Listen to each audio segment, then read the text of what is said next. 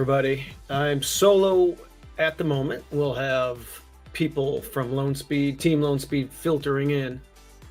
And we're going to play the late pick 5 here at Keeneland. It's a rare Tuesday pick 5 at Keeneland. And Bluegrass is today. Man, I had some horses with Louis Saez. I hope he's okay. I had some horses that I really liked today, including this race here. Manny Franco is a good substitute on Totally Justified, who is getting pounded. Absolutely pounded right now. So let's take a peek at the past performances for the Appalachian Stakes. We're going a mile, grade 2 on the turf. And this is for 3-year-old fillies. So Nitrogen is the hot horse that came in off of a win from Tampa in the Florida Oaks. But man, I tell you what, I was hoping I would have got 6-1 on Totally Justified. I know there's a couple of scratches. What are we? 9-2, 5-2 right now. 9-2 projected. They're adding the hood. The Breeders' Cup was not a bad race at all. This filly probably did a lot of growing up in the last, over the winter, from 2 to 3, and then of course I like horses going from 3 to 4. So they usually jump up from 2 to 3, and then they jump up again from 3 to 4, and then after that, it is what it is. But I'll show you a replay of the juvenile. We are in the and Shota comes up. We're in the 5 hole. We're in the 5 hole here.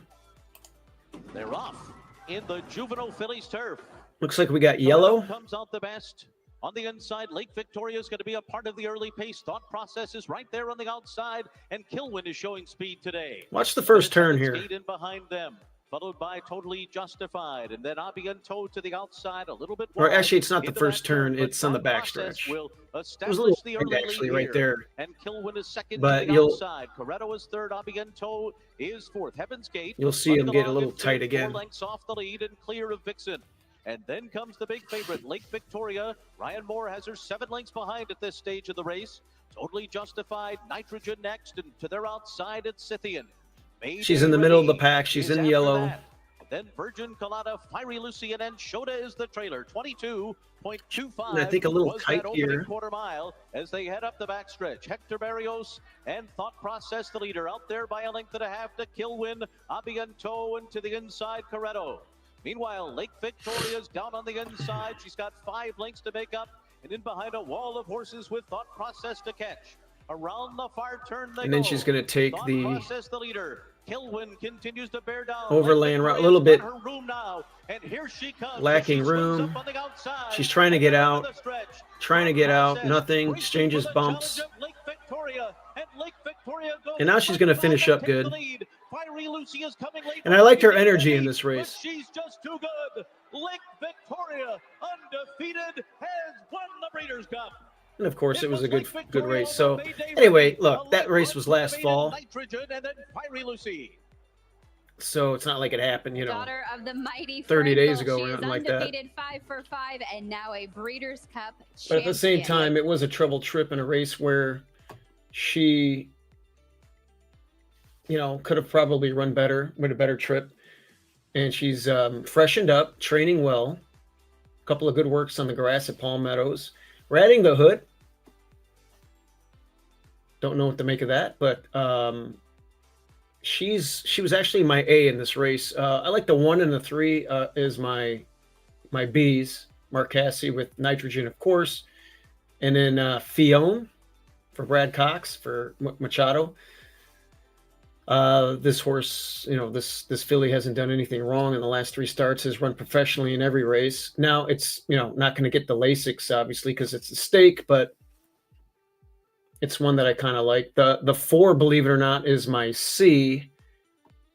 Second time blinkers angle back on turf. Might show a lot of speed here, get the lead, and could be a dangerous, complete bomb.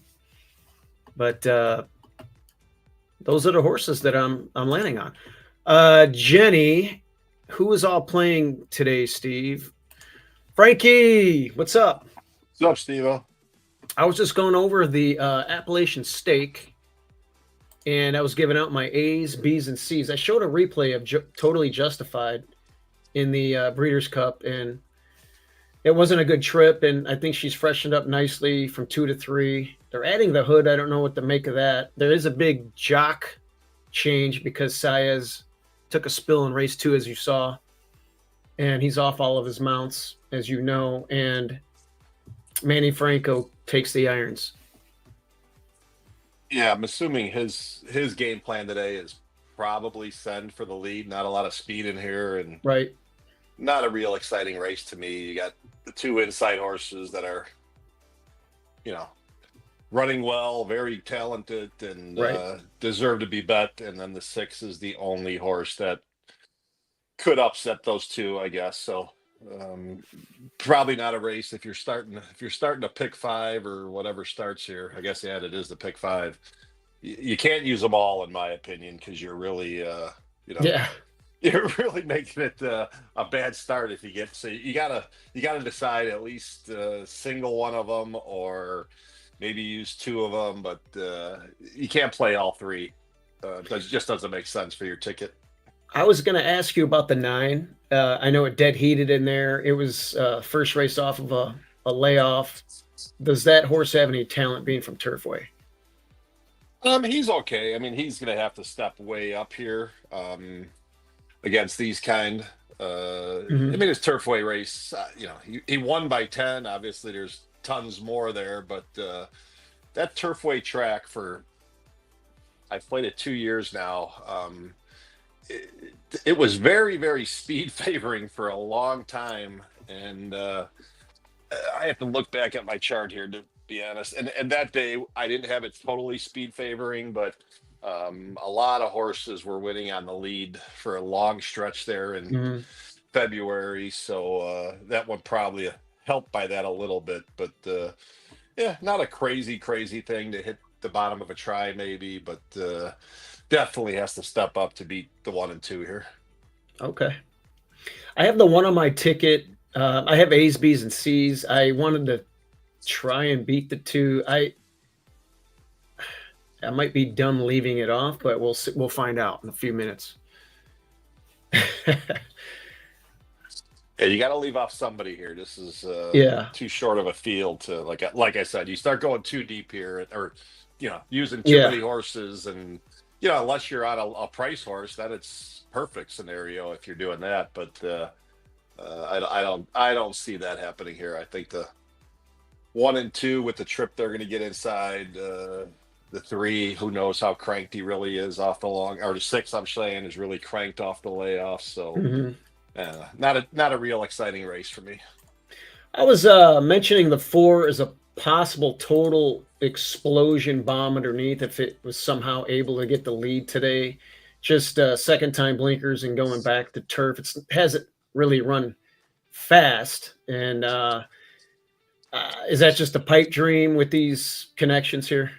I would think so. Yeah. That's okay. I think you hit it right on the head.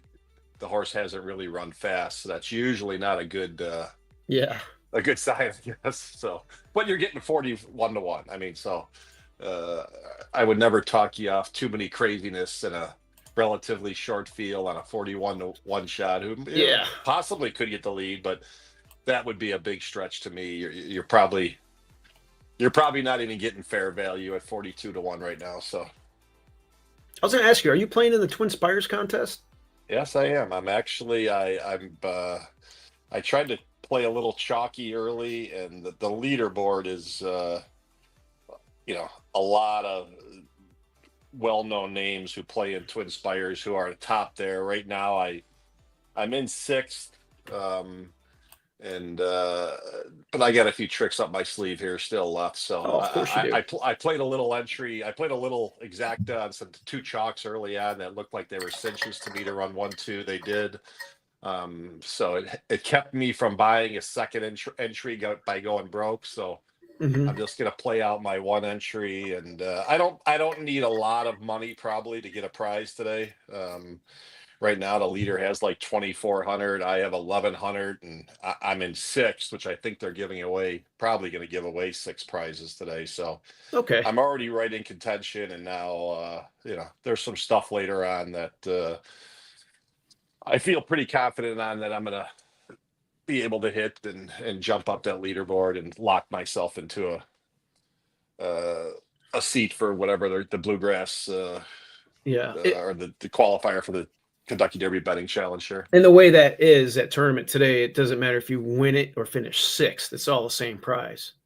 Right, exactly. Yeah. You're not playing for anything else. It's not a Okay. thing where you really got to go crazy to win it, because there's no extra advantage to winning it, other than Justin Dew likes to see his name on top of that leaderboard. So if that does it for you, then have at it. But there's really no need for it. Just get to that 6th place, and if you lock yourself in there, then you're getting your same prize as the guy who wins. So that's all that really matters to me. Jennifer said, "Hi Frank, this time I'm not missing any bets." I guess she missed your exacta yesterday. Yeah, I think she came on about 3 to 5 minutes after that race that Yeah. I gave out. So unfortunate for that, but maybe we can make it up today. And we got old Henry here saying hello. What's up, guys? Yeah.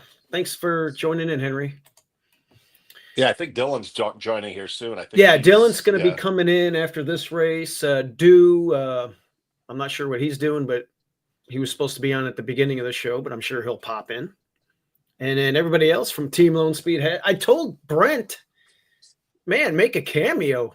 Get on here for a little while. Yeah, well, Brent, he's hard at work trying to make a living doing that voiceover or Yeah. whatever he does. He does have a good voiceover. I think that's the right phrase there, because The voiceover, yeah. Yeah, when he goes into his voiceover mode, he's definitely a guy who'd be good for the commercials, and that's what he does for a living. So Yeah. he's really good at it. So we'll see if he comes on. The Caspers, I'm not sure where he's at. He's selling phone service to somebody somewhere, I think. Yeah. Or something, isn't it? He does something like that. Yeah. He went to Pittsburgh. When you saw the photo, me and him just randomly met at the airport in the TSA line. He was going to Pittsburgh. I was going to Houston. And I thought he was going to Sam Houston. No, he went to Pittsburgh for something. Oh. Yeah. He must have lost the bet, because that's the only time you go to Pittsburgh is if you lose a bet on something. Yeah. I think. So yeah, something bad happened. Yeah. Well, we'll see what happens here. I don't have any vertical bets. I didn't bet any win bets or exactas. I just have my horizontals going, which in this case is just a pick 5 right now. I don't really like this race either. The scratches kind of complicate things. And then my horse got bet a little bit too much. It was 6-1 morning line. Now it's 7-2. So I'll just watch it. Yeah, I made a little pick 5 ticket here, just using the 1 and 2, and I singled caramel chip in the next at 30-1 in my pick 5, because I thought that was the only way to make it pay. So Wow, okay. Yeah, the rest of the sequence was too chalky for me, pretty much. So whenever I see that, I'd rather hit it multiple times and try to find something obscure to get it to really pay. So with all the speed in the next, I figured give me a closer, and I think that horse, Blinks Off last time ran really, really well, and same distance again. So at a big number, that's worth a single for me to spice up my chalky pick 5. All right, that's going to be fun. See how that shakes out. Here is Fast Market. Totally Justified. There you go, 7-horse field, and you got a 60-1 shot at a Flirt, last 7-horse one. field. You don't see that very often. No. Comes forward. Goes in there at the post. They're off in the Appalachian, presented by Japan Racing Association. And there goes Fast Market out for the lead. Fast And Market there's goes your, right there's to your the front 60 in to the 1 opening shot on the lead. strides. Totally Justified comes out Yeah, running into that was second the one that position, we were just to the thinking outside is probably of not fast Vixen, who's enough, third but it against the did get the rail leading the lead. first turn. Foxtastic is I don't away want to running get a in fourth. Stays a TOD lane with off the the rail, just over 6. 3 lengths off the early lead, and is followed by Nitrogen, who's fifth back toward the inside. Table Flirt is in sixth. Fien is last of the 7 as they head on to the back stretch. Fast Market, the leader. Fast Market leads at 3/4 of a length. Totally Justified is second up on the outside, a length and a half, followed by Vixen, tucked away to the inside of Foxtastic, who's there to the outside, fourth, followed by Nitrogen, who's toward the rail in fifth, 4 lengths off the lead, gap of 2 more to Table Flirt and Fien. First quarter went 23.31 seconds. They head for the far turn. Fast Market, the leader. Fast Market leads it by a length and a half to Totally Justified, still second by a length and a half. And then Vixen third and neck. Foxtastic is fourth up on the outside, followed by Nitrogen, 47.45 for the first half mile. Nitrogen takes to the outside, still 5 lengths from the lead, though. Wow. Quarter mile to go. Fast Market to catch, leads it by 2 lengths off the far turn. Totally Justified, then Foxtastic, then Nitrogen, and Nitrogen has clear running now down the outside. Vixen in tight and fifth, back toward the rail. Nitrogen is running on for a narrow lead into the final furlong. Nitrogen by 3. Vixen's going to come late, had to change lanes toward the outside. Now There it dives back is, toward 1, the 2. inside, but here's the wire. Nitrogen to win it for Jose Ortiz 1, 2, in 3. the Appalachian, presented by Japan Racing Association. Pretty much nailed that Vixen one. second, close for third, Fien or Foxtastic for that third spot. Let's see here. So I do have 2 of my 3 tickets still alive on my pick 5. The 6 didn't run well at all, and didn't get an ideal trip, but it also packed it in pretty bad there. But yeah, you call that one, Frank, the 1 over the 2. Yeah, that's not. I mean, I'm never too proud when I pick 6 to 5 over 2 to 1 in a 6 Yeah. horse field, but yeah, But it's one of those things where it's better to pick it and and stay away from betting, because sometimes you try to beat these things, they're not Right. beatable, and then you play something else and you lose. So to start a pick 5, just using both of them gets me a little action, and now we see if I can get my caramel chip home at a big price in the next, and then that would make the pick 5 a little fun. Oh yeah, it would. And the 2 did have a lot of issues. They're kind of stuck from the quarter pole to the 8th pole on the rail there. He didn't get a fair chance. The 1 was out in the open the whole way and got a good trip, and the 2 was kind of bottled up. Probably has adjusted for trouble and that kind of stuff. Would have got him a lot closer if he was able to get through there. But never a bad thing, I guess, just to take the Ortiz brothers in an exacta box all the time. It's you're probably in the long run that might work out for you pretty good. Caramel chip. That is really and Jennifer says, tell Frank appreciate that. Oh, is that from Nitrogen finished first. Number 2, Vixen the second. something else? Okay. Number 3, Fien. Number 9, Caramel chip I didn't have on my pick 5, so you've really perked my interest. Maybe I will put a pick 4 together and add it. Well, it's just a race here where, this race is just loaded with speed. I mean, you got, the 1 who's probably not fast enough coming out of the, mile races, but you got the 2 who's super fast. The 3 is, has turned, I know last couple times have been on the synthetic at Turfway, but he has become really, really fast too. You got other horses, isn't the outside horse, the 7 horse is pretty quick, even though he's a router. The 8's got some speed. The Wesley horse, we know what he's doing. He's got to go. So there's a ton of speed here, and I don't even know if some of these speed horses, 7 furlongs, that that last 16th of a mile here is going to take its toll on some of these speed horses, I think. And Caramel Trip, they took the blinks off, as a 7-year-old last time, and the horse ran really, really well. He's always got talent, this horse. The horse has won a million races in his life, or 12 anyway, and $500,000. But the old bet the 7-year-old, worth a shot. He's going to save Yeah, ground. He's in, save ground inside the whole way, and I'm with we'll you. see. Yeah, we'll see I'm with you. how he can finish. If there's he definitely needs help up front. He needs, he's not as good as these, but sometimes that's how you get big prices when you get a crazy extreme speed duel, and the not fastest horse, wins a lot of times based on the pace. So I'll take a shot here. Yeah, the two did dominate here. His fast. The Saratoga race, it kind of sat just off and was able to show it could at least at some point pass something. I don't know. We'll see how talented the two is. I had to throw it on my ticket. My A though was the Asmussen runner. Believe it or not, Extra Aneo. That horse is coming in. Actually, that horse did run at Mountaineer in the 2 turns. It is cutting back slightly and coming in for a 5-year-old debut. It's lightly raced, but it did win here in debut impressively. I like the way it was training and coming into the race. So with Pratt, I kind of like this one, and I was thinking the same thing you were thinking with this one, but you're going to be a bigger price, obviously, with the 4. Is there Yeah, but you're getting Pratt, so that makes a big difference too. Yeah, he'll give this horse a great trip too. I just am a little bit.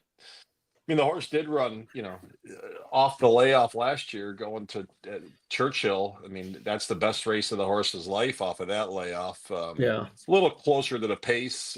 He's going to see a lot more pace today, and and possibly this horse. Now that I look, he might. It's Pratt, so Pratt will figure out to save some ground, but there's a potential where this horse could get hung pretty wide. It's a long run, 7 furlongs into the turn, but still, he could be stuck wide, moving a little early, and that might take its toll in a fast pace too. But I'm assuming Pratt, I don't gotta tell him what to do. He knows how to ride, obviously, and he's probably going to take back here and make one late run with this horse. So yeah, I definitely, that would be another horse that I would be using. If Yeah. I was playing the race. I just want no part of any of the speed horses. If the speed holds together, I'm not winning here. So Yeah. Yeah. I'll be playing the race to collapse, and like I said, that's how you get some major prices when you start getting races to collapse, because like you said, horses like Extra Anejo and even Surly Furious. I mean, that's another horse that's going to be a monster. Look at the projection, 111 to 1. Well, yeah, and it deservedly should be, but you're going to get, if I'm right about this pace collapse, like my caramel chips, 52 to 1 right now. Like, My goodness. Yeah, that to me is, I'm obviously going to be betting it. No, that horse is fast. That horse has shown it's consistent too. It doesn't really run really off the board very often or far out of it, and it's run fast, and it likes to win, like you said. Yeah, and like I said, if the race sets up differently than I think, then I'm going to be way wrong. I'll know in the first 1/8 of a mile if I even got a chance. But if they go out there winging and they're 21 and change or something like that, which I'm thinking they're going to be, well, then I'll know that I got a chance to outclose these kind of things and like I said, at 51 to 1. So you don't need to hit many of those very often to make up for a lot of losers at 51 to 1. Okay, I'm going to put together a little pick 4 ticket. I have to add your horse in a pick 4 because, just in case here. And I'm going to probably do a 3-horse exacta box and just watch the fireworks. So let's see. Yeah, this is a race that I'll bet. I'm not the kind of guy who likes to spread all over the place. I know. When I'm betting on strong opinions, and I'm kind of,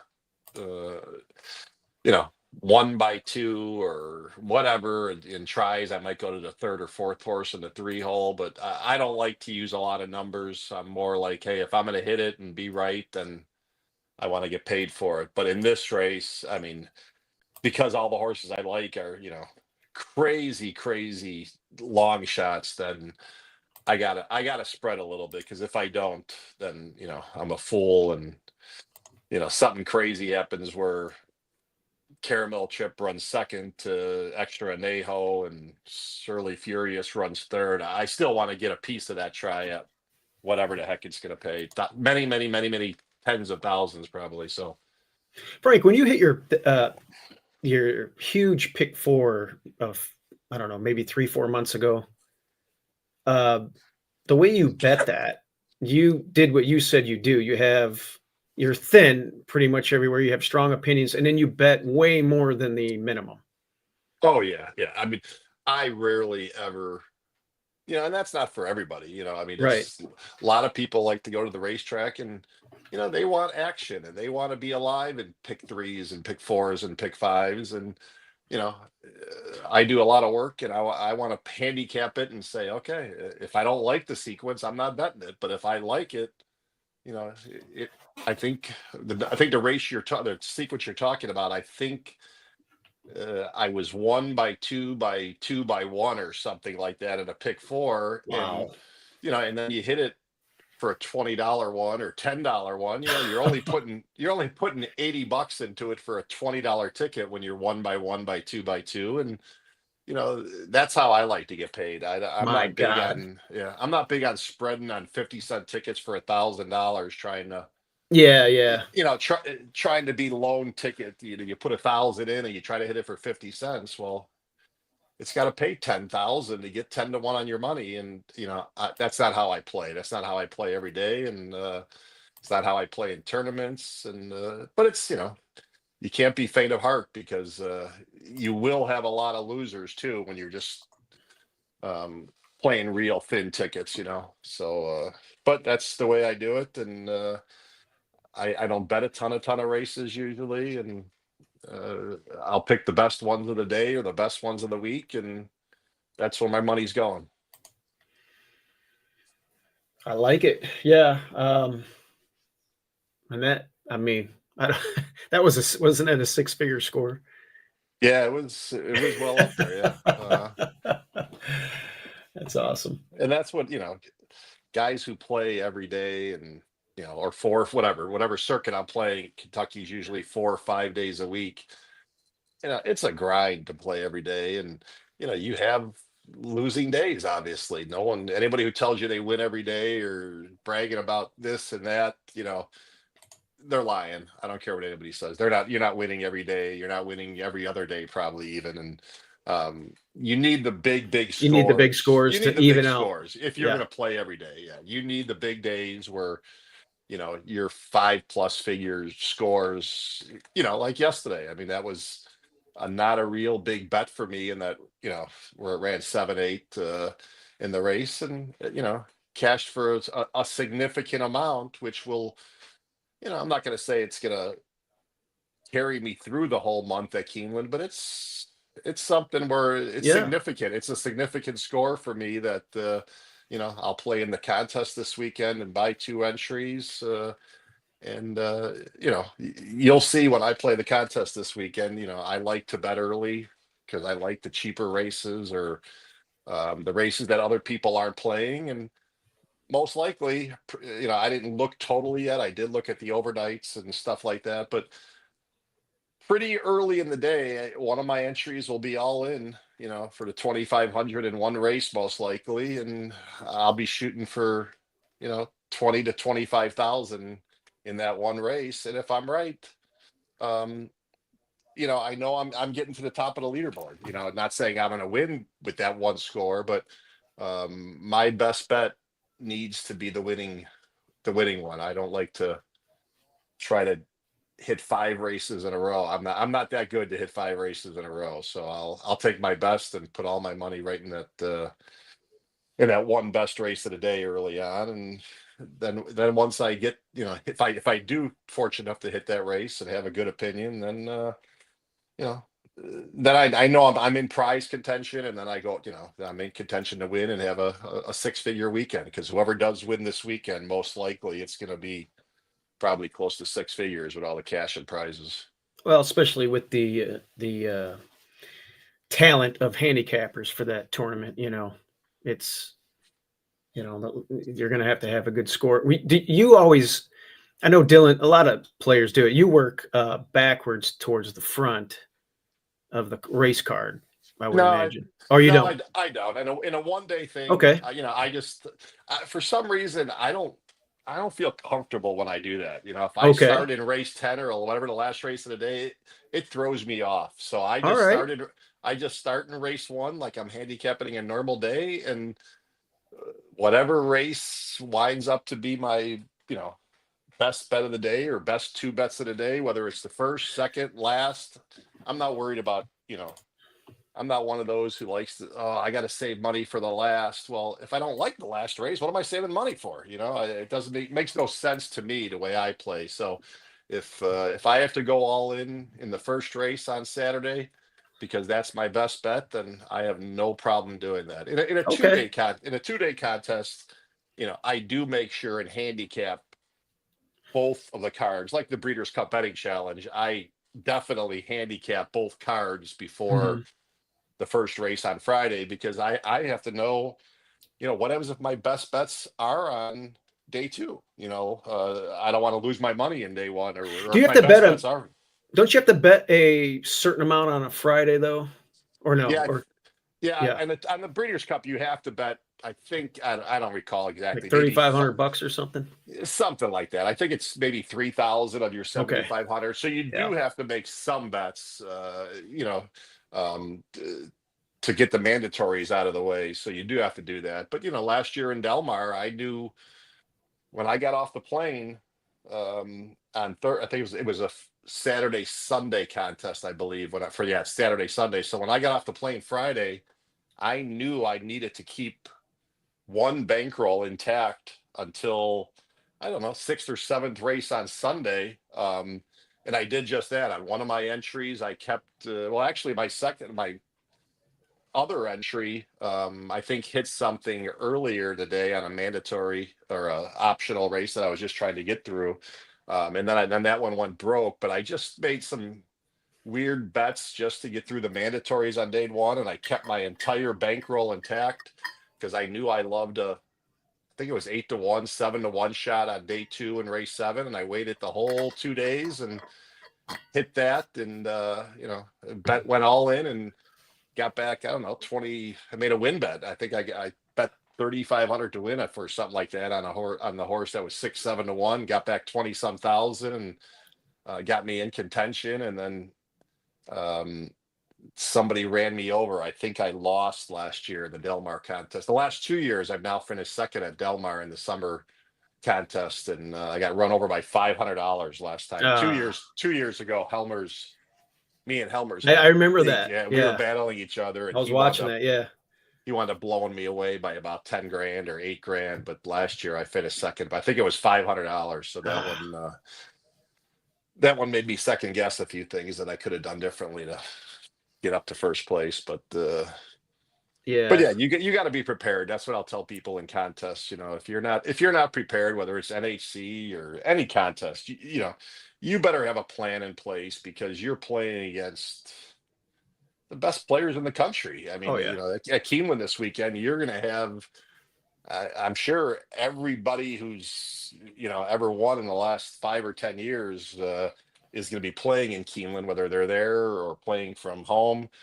So you have the best in the country playing, and you better be prepared. You're not, if you're not, these guys are going to, and you have to play aggressive. Take your money. I've been, I always played way too conservative in years past in cash games. And if I hit one opinion, great, and try and hang on. But I think you have to play aggressive. You have to go for the win. You can't nickel and dime your way there usually. I mean, yeah, you could hit some trifectas and stuff here and there, but make sure you throw in that extra horse, or maybe up your bet a little bit in these cash games when you're playing, especially in a contest like the Keeneland contest. If you have an opinion, I was at the Sam Houston tournament on Friday, and there was a guy that recognized a 41-1 shot. He was the only guy that probably bet it, and he only had $10 to win on it. If it was a 250 buy-in, but I told him, I said, dude, you should have played at least 10% of your bankroll on that horse. You would have won the whole contest on that Friday. Yeah. I think that usually tells you, either the person doesn't like to bet big money, or that really wasn't his strong opinion. He was, Okay. he was playing the board. He saw a huge price and said, "Oh, I can waste $10 of my bankroll, on this." And then he hits it, and he kind of looks like a hero, but not really a hero because did it even help him? Did he? No, he didn't win a prize. Well, They were giving. there you go. Yeah. So I'm pretty sure if I like a 40-1 shot on Saturday, and the horse wins, I'm going to tell you right now, I will win the contest. There's no chance I won't if I like a 40-1 shot. If that's one of my top plays of the day, even at that point, 40-1, my bankroll, one of my entries is 2,500. Okay, 40% of my bankroll. I'll bet $1,000 to win. That's 40,000. I'm going to probably win the Keeneland contest, So if you pick a 40-1 and it wins, you better win the contest that weekend, because you're not going to pick many 41s in your life. I don't care who you are. You're not doing that, Right. Yeah, that's good stuff, man. We got 80 people watching right now. It will pick up by the Bluegrass, so this is good information for you guys. Yeah, Dylan, our buddy, who's been on an absolute tear. Oh my God, has he been on the tear? It's been absolutely insane, and I talked to him a couple times already today. So he's on his way back from Vegas. I'm sure he'll be joining us. But for as young as he is, I think he's 32, 33 years old. Yeah, he's just got it all going on, and he's he's willing to learn, and he's willing to spend time, and he knows how to bet now, and and we talk so much, and I keep on talking to him a lot of Speaking stuff, of Dylan, it's hurting me, Speaking of Dylan, we're just bragging about you, buddy. Dylan. Oh, is it how fast my wheelchair is? What is bad? Yeah. That's what we're just talking about. I'm trying to buy a scooter that's faster so I can beat you to the windows at these contests from now on. That's my goal. Yeah. We were just in awe. I personally myself, Dylan, and I don't want to make you blush, okay? But I've just been in awe on your tear the last 6 to 8 weeks. You've always been good anyway, but I mean, do you pinch yourself sometimes, or are you just confident like, this is me, this is what I do? No, I did have a weird moment to myself on when I hit my when I hit the race on Saturday. I started to get emotional. It was kind of weird. I was like, what is happening? No, you didn't start to get emotional. I was sitting next to you. You did get emotional. And that's great. I mean, you make, just look back how many live money contests there are, of decent amounts. To win one is hard. We all know that. It's super hard. There's not a lot of people who win them, and he's been taking them down left and right, and and then the dude on his home track, the day before his horse won. So I can see how it was a very emotional weekend for him, and me and my wife were just we were fortunate to be a part of it with them, and we enjoyed it with him and his family the whole weekend. It was really, really cool, and that's why we love the game. It's Thank you. That was cool. The feeling is cool, so kudos to him. But that's old news, and we're gonna, this weekend, if he does play, I'm gonna beat his butt. So that's I love it. It's gonna go. Yeah, I love it. Doubt. As long as I'm able to play, I think I'm going to. I haven't told Megan there's a contest on Saturday, but tell Megan to go. She'll probably. Yeah. She probably won't. She'll be like, all right, when do you need the sheets written down? She can go on a nature bird seeing walk. Oh, no, we're going for Costa Rica. Well, that's what I'm saying. Don't they have a zip you could jump on for a second while you're doing a couple bets? And it's also easy for your wife to let you play in these contests when you're on trips, when you won 3 of the last 4 big events. When you're losing every weekend, she might not be as apt to say, go play. But the role you've been on, you almost don't want to pass it up, Sure. We'll see. Hell, yesterday you put 1,500 on that 9-1 shot. Yeah, that was good. Everybody in Vegas, we had it. It was that was pretty sweet. Pretty sweet. So the pick 5, my B won, and it was obviously on my C ticket. My A ticket's gone. The one, Frank said 1 and 2, the only 2 you like, they went 1-2. This race, Frank's got a bomb at 40-1 here. I like the 10 on top, but I got an exacta with the 4, and I threw the 2 in there in case it's the real deal. But let me try to guess. Let me try to you the 4. Yeah. Yeah, they're good. They'll go quick. They're not going to go slow in here. Yeah, that was my whole point here. I want to see that first 21 and something at the first quarter, and then I know that it's going to take its toll on all these speed horses, and I'm not betting the fastest horse. I know that the 4 is not the fastest horse in the race, but that doesn't always mean that the fastest horse wins. We know that. So when there's extremes, that's when shit like that happens. See, he uses I listened to an interview the other day that he did on Steve Bick, and he used a lot of my lines. I'm a little, yeah. Oh, I heard you on Steve Bick the other day, and you used a lot of the lines that I taught you, I think. Well, and now it's hurting me. You're using it against me. Yeah, if you can't be dumb. If like if you that sounds like Frank. No, I'm saying like if you don't listen and learn from people who have been doing this for a long time, it's like, I don't know, maybe some of the shit they say might make sense. No, and like I said, Dylan and me have talked a ton in the last few months, and he's asked some unbelievably great questions, and I'm more than willing to answer for him, having a good friend like him to beat me in these contests, I'd rather win myself, but if I bet it and I'm right, I'm going to be there right with him. I mean, I think we both walked in and he said to me, "You're going broke in race 3 today." And I said, "Yes, if I'm wrong, I'm going broke." And he was on the same 2 horses I was, because handicappers who think alike and handicap alike. And the horse we were both on, I think, was 10 or 12-1 morning line, right, Dylan? And he went off at 2-1. Yeah. So we both had a switch. We couldn't bet the horse to win at that point. So he made a huge exacta that missed, and then I made doubles and tries and I missed. So, we both had the right winner, but we still didn't cash. And that's part of the game too, is that, based on the odds, we both liked the horse at 10-1. We didn't like him as much as at 2-1, even though we thought he was the most likely winner. So that's what's part of the game where you really, really got to master. You could be a good handicapper, but if you can't bet, Oh yeah, that's like I've always been able.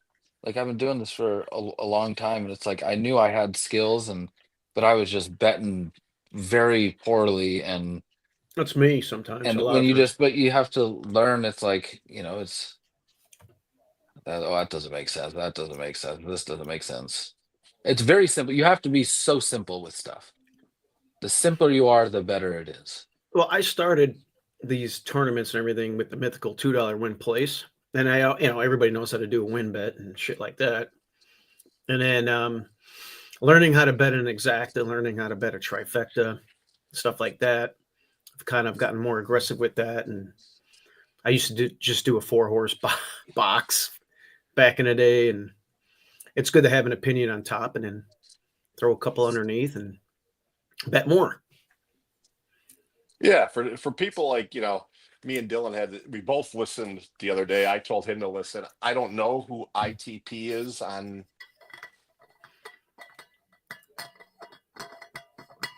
ITP? Steve Vick. I think you muted yourself. Frank, you're on mute. He doesn't know how to get it off. Frank, maybe I can do it manually. Did I lose you? Yeah, you were on there mute you for a go. Am I second. You're back good now? now.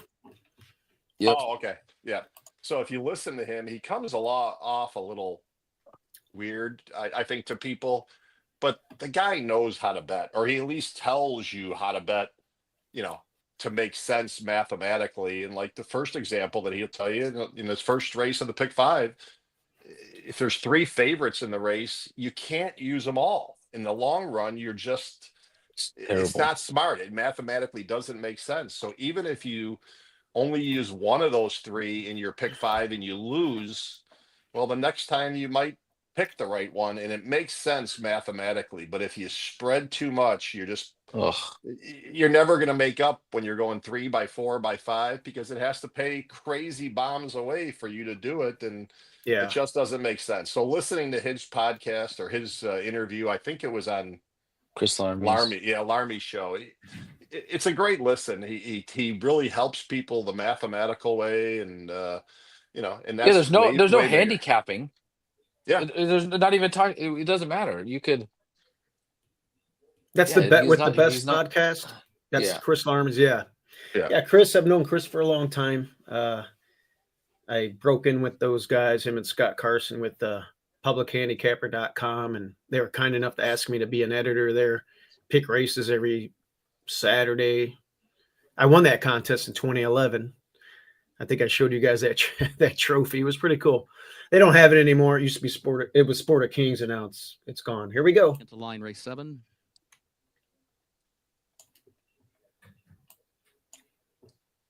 Well, let's see what the 4 does. I like the 10. I got a 10-4 with the favorite. We'll see what happens. Well, if it runs 4, 9, 10, I'm out for my life and then some. So I can never lose back what I'm going to probably cash for in this race if it runs 4, 9, 10 here. So it's a crazy thing, and this is probably Terrible chip moves into line. This is probably the biggest odds Extra race Anejo. I've ever bet. Oh, I guarantee it's the biggest odds race I ever bet. I never boxed a 36 and a What you 99 to talking 1 about? in a Well, that race. 9 might be yeah. 120 to 1 for all It we might know. be, I don't know, but but I do have an exacta box with 4, 9. So it's Wow. yeah, it's Okay, like this. See, this is when you should I've just never done that before. blind few dollar.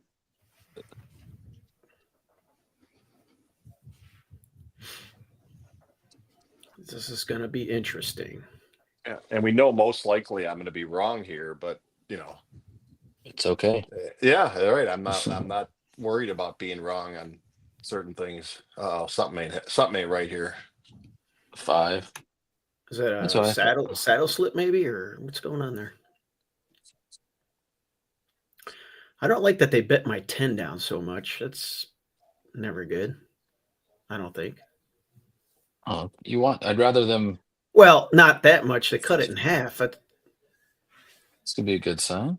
I don't have a win bet on it because of that. Was that stupid? What would you do? They bet it so much. I just said, Well, it all depends on what you think the horse should be around. Yeah. If you think you're right. If you think the horse should be 2 to 1, then you're still getting value, and you should bet him to win. Yeah, it's an underlay, Frank. Yeah, it's an Just let it go. Yeah. Just let the horse win. Yeah, I always laugh when people say it's an underlay just because the morning line odds are saying that. It doesn't mean it's an underlay if you don't think it's an underlay or overlay, whatever. You gotta have your own idea of what the fair value is, and bet accordingly.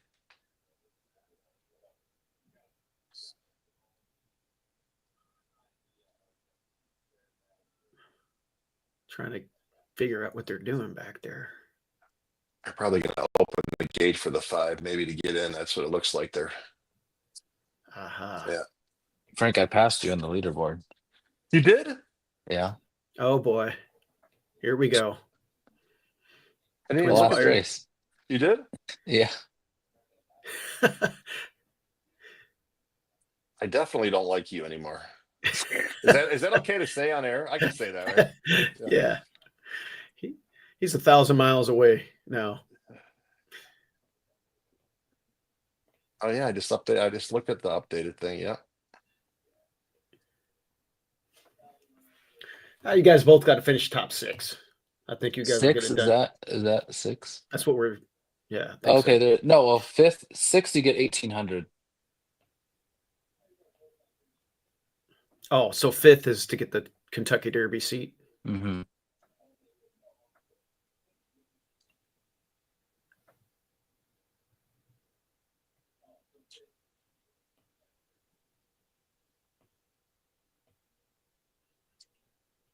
Can you imagine Justin Dew right now? His comments about the I date? literally was already I was thinking about that a minute ago.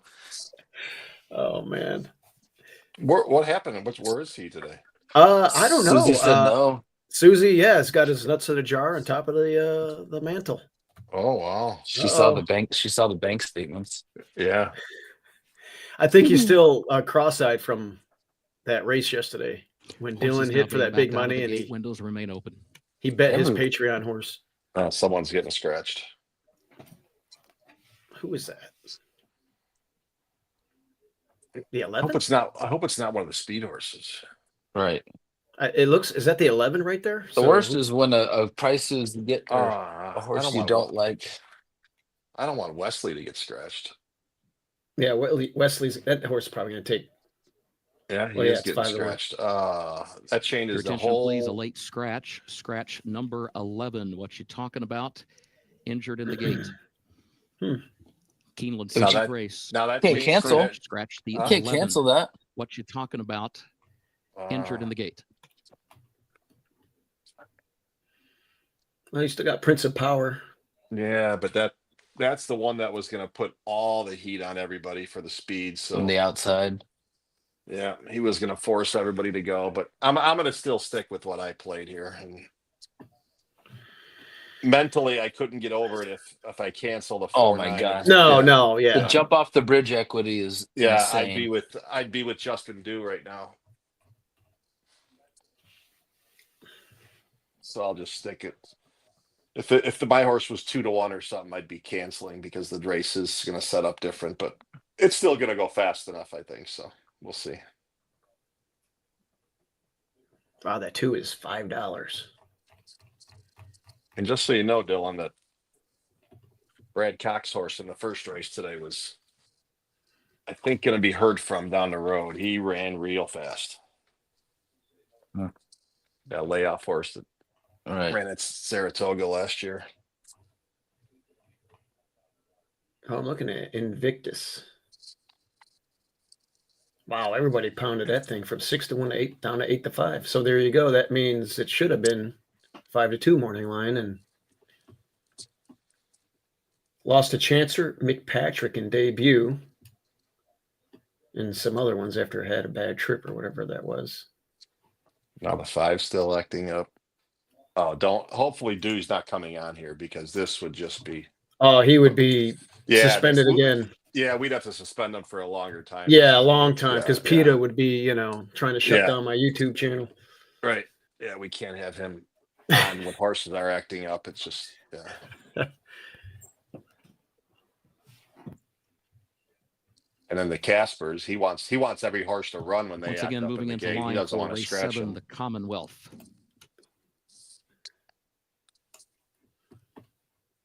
All right, let's see what happens. Good luck, guys.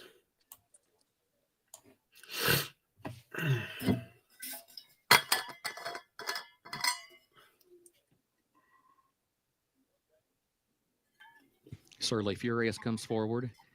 Here's Caramel Chip. Extra Anejo. Hoist the Gold goes in. I hate it when my customers send me emails at this time of the Ashcroft. day. They have to know that I'm playing. one Oh no, goes they in, don't they're know outpost. because they don't realize that They're off. Tuesdays is a race. Yeah. day, so, In the that's- Commonwealth. Supposed to be a dark day. Here's Yeah, Hoist the that's Gold why out I for the get lead. emails. Extra Anejo is right there as well. Epic Ride kicks in. Montalcino, and Montalcino moves up toward the inside. Epic Ride alongside of that one as they go 1-2. Hoist the Gold is in third. Prince of Power is fourth toward the outside. Surly Furious fifth out in the center of the racetrack. Gap of 4 more lengths. Extra Anejo is sixth, just to the outside of horses. Caramel Chip seventh back toward the inside. Hear My Song is in eighth. As they enter the far turn, Best Actor ninth, Ashcroft There we is in go. 10th. The Telefella last of the 11, 21. 0.83 seconds the time for the opening quarter. Montalcino the leader. Montalcino leads it by a length and a half. Epic Ride is second, 3/4 of a length. Hoist the Gold is third up on the outside. They're midway on the far turn. A gap of 5 more lengths. Prince of Power has lost some ground. Back into the 4th spot. Extra Anejo moves off the rail.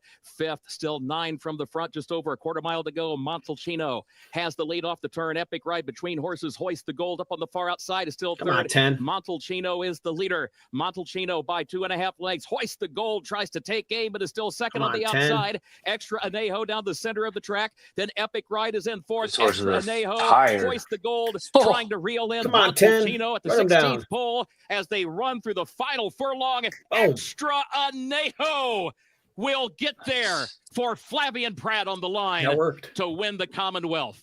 Montalcino was home second. Hoist the Gold was across the wire in third. I'm glad I didn't play a try because I would not have had Hoist the Gold in third, but I hit it exacta. That's not too much. And I had the 10 on my other 2 pick 5 tickets. Well, there you go. The Brad Cox horse that I was just talking about ran a 1/10 of a second, a little more than a 1/10 of a second faster than this group. So for a maiden 3-year-old, just Wow. Yeah, these ones look slow coming home. Yeah, they went faster obviously to the 1/4 and the half, so they were supposed to, but still that yeah.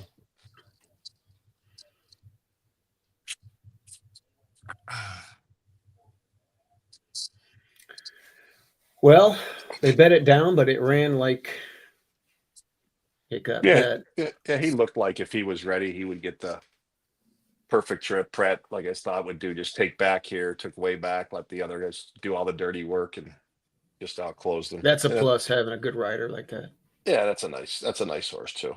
That'll be a horse that'll probably stay sound, will win a lot of stakes this year, I would think. Yeah. Any news on Saez? Anybody hear anything? I know he was getting medical attention and he took off his mounts, but man, I like a bomb in the Bluegrass, and I got Rosario now instead of Saez, so it kind of sucks. Oh, there you are. I don't know what happened. Yeah.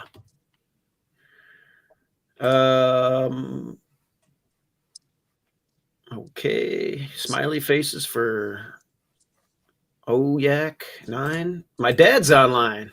11 Mel. got cast. Oh, yeah, he was talking about the 11. Yeah. Hey, Justin, I gotta get Justin on here. By the way, best. Hey, did you just see what my son just put in there? Dylan's the best on the show. Wow. Yeah. He's the best of show, huh? Yeah. Tell him he's fired. Tell him to start looking for a job. Hey, the contention is not deep. Yeah. Tell him to go see if Dylan will hire him for the rest of his life. There you go. Hey, I need a hole puncher for my thing over here. Yeah. My wife did Karen loved your whole punch and your whole thing that you had all weekend with all your. Oh, yeah. She amazing. She was telling me about it. She said it was very nicely done.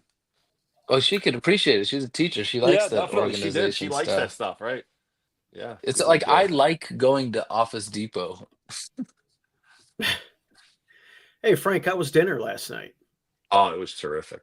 Yeah. And yes, by the way, remember I said my son, I was taking him to dinner and I was hoping he was going to buy one of these times. Oh, you bought? Of course I did. Yeah, he didn't offer. Wait a minute. Speaking of think. horizontal wagers, come on, somebody make a huge score on a horizontal wager recently? Yeah, he did. He had the pick 6 at Gulfstream 6 weeks ago, and it was just like he is so good at playing the best tickets possible, where he doesn't care about if he's going to put $148 into a pick 6, he's not trying to cash for 1,200. He puts it in there saying, I can afford to lose $148. if I'm right, once in his lifetime, he's out, and he was. He the thing paid 160 some thousand. He couldn't lose back the way he bets. He couldn't lose back the Yeah, 160,000 there's He no. I tried. mean, in 20 lifetimes because he doesn't bet. yeah, Those I kind know of a couple of numbers. Yeah, handicappers yeah, that are degenerates that would blow that money, but no, yeah. yeah, He Justin. bets. He bets the same way. Even Yeah. after the NHC, or the BCBC scores he made, he always says to me on coming home, he'll be like, it's so hard now to go back after you're betting, $2,000 doubles. I think he had a $2,000 double 2 years ago from no balls to elite power. And then, he cashes for 80 or 90,000 on the double. And then come Wednesday or the following Saturday, whenever he's betting, he's making $5 exacta boxes again. Cause Mhm. that's just the, but he's going to make a $5 exacta box of prices because he realizes, I don't want something that's going to be chalk. If he's going to score, it's going to be a nice score, So Yeah. You have to be he's very good at finding okay. it. Yeah. You have to be okay with being wrong. You're gonna make so many bets in your time. It's like it's okay if you miss this one. This race here, I was a little deeper. What do I have? My A was the 7. What is this? This is the Madison. Guys, I'm gonna jump off for a second because I better Yeah, call go my ahead. son. Maybe it's an important work call that he's trying to call me on, but I'll see. Yeah, I'll be go back ahead. on shortly. Ask him if he wants to join in. Dylan, Yes, sir. I like the 7 here. The 7 was one of the few horses that was more than, well, first of all, the only other horse was Coal Battle within 5 lengths that was able to win, and that's because they had an insane pace on the Rebel. In the Rebel, this was the only horse of the entire card that came from more than 5 lengths out of it to win that day, and it paired that up with a win for its 5-year-old debut at Fairgrounds. So two wins in a row, and it was the favorite in that race, but there were some good horses in there. Benedita is a good horse, and I thought that was an exceptional race for the 7. I made this my A. I also like the 4 and the 8. The 8 is Mystic Lake, who makes total sense, and then the 4 is My Main Squeeze. Now, this horse, I believe, had Sayas in the irons. Now it's got Franco. Maybe I'm wrong on that, but the Charlestown race, forget that. Didn't run bad in there, but I like this one making its 4-year-old debut. Then my seahorse is scratched. So These to get degrees. So I don't know how much you dove into this coming back from Vegas, but Oh, we woke up early and we were looking. We don't drink anymore, so we're not out late. and We were late 4:30, but so did you guys play craps? Did you guys? yep. Played some craps for sure. Yeah, that was fun. It was a good I'll never time. forget you and Megan kicking some ass. Yeah, that was a good time. Yeah, I like it. It's fun. It's fun when everyone's winning. well, yeah, if you're winning, Or and even we're all winning. yeah, it's good. I left the 1 off my ticket. I hope it's not a mistake for Ian Wilkes because it got a start out of its belt, and usually he doesn't win off the layoff very often. It looks like an interesting runner. I don't have the 2 on my ticket, who is getting absolutely pounded. So hopefully that's not a mistake. So I'm trying to beat this horse is 2 for 2 at Keeneland, so might be a mistake, but we'll see. Yeah, the 1's a good price. Yeah, the 1 is projected to go off at 16. My 7 is projected to go off at 7-2 from 9-2. Maybe I try a vertical wager in here.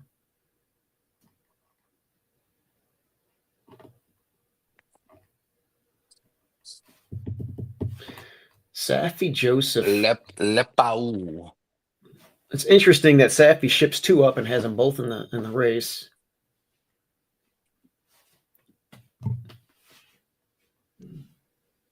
I don't mind. I like being out, being in the 8 hole with 2 scratches. So it's really the 6 hole.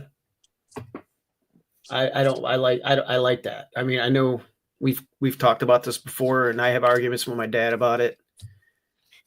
I don't mind the 1 hole routing, but I don't really like it sprinting. I even picked looking at Lee in the Kentucky Derby out of the 1 hole just because I knew that horse was going to grab that day, and Lannery knows the track and would just skim around there. And I knew it was going to be a fast pace and he would come up. Yeah, 33-1, he ran second. Unfortunately, I didn't have the winner in that Kentucky Derby that year, on my tickets, which wasn't good. Frank is back. I'm back.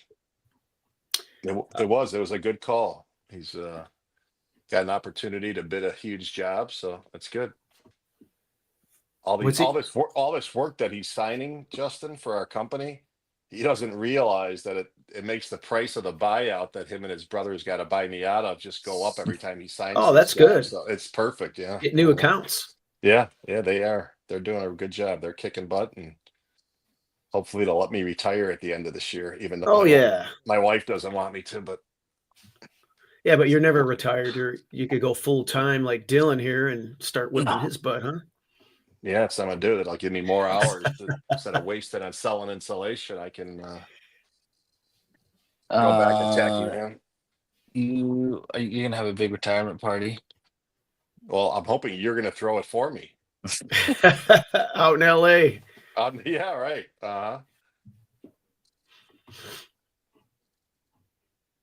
Wow, they were way off the rail there. That was kind Jennifer of says, "Hi, Dylan. Like any horses today? Just stay tuned, Dylan. We'll have something." And then my guy here said, "Back again for more wisdom, Steve. I looked up Big Legacy, the horse you mentioned yesterday. Yeah, we mentioned that Mark Cassie trained for us out at Woodbine. He ran Big Legacy in 3 races out there. We won 2 of them, and he was a nice old classy horse. We ran him in Chicago, Frank. I don't know if you remember him, but he won 12 horses for me and my dad, or 12 races for me and my dad.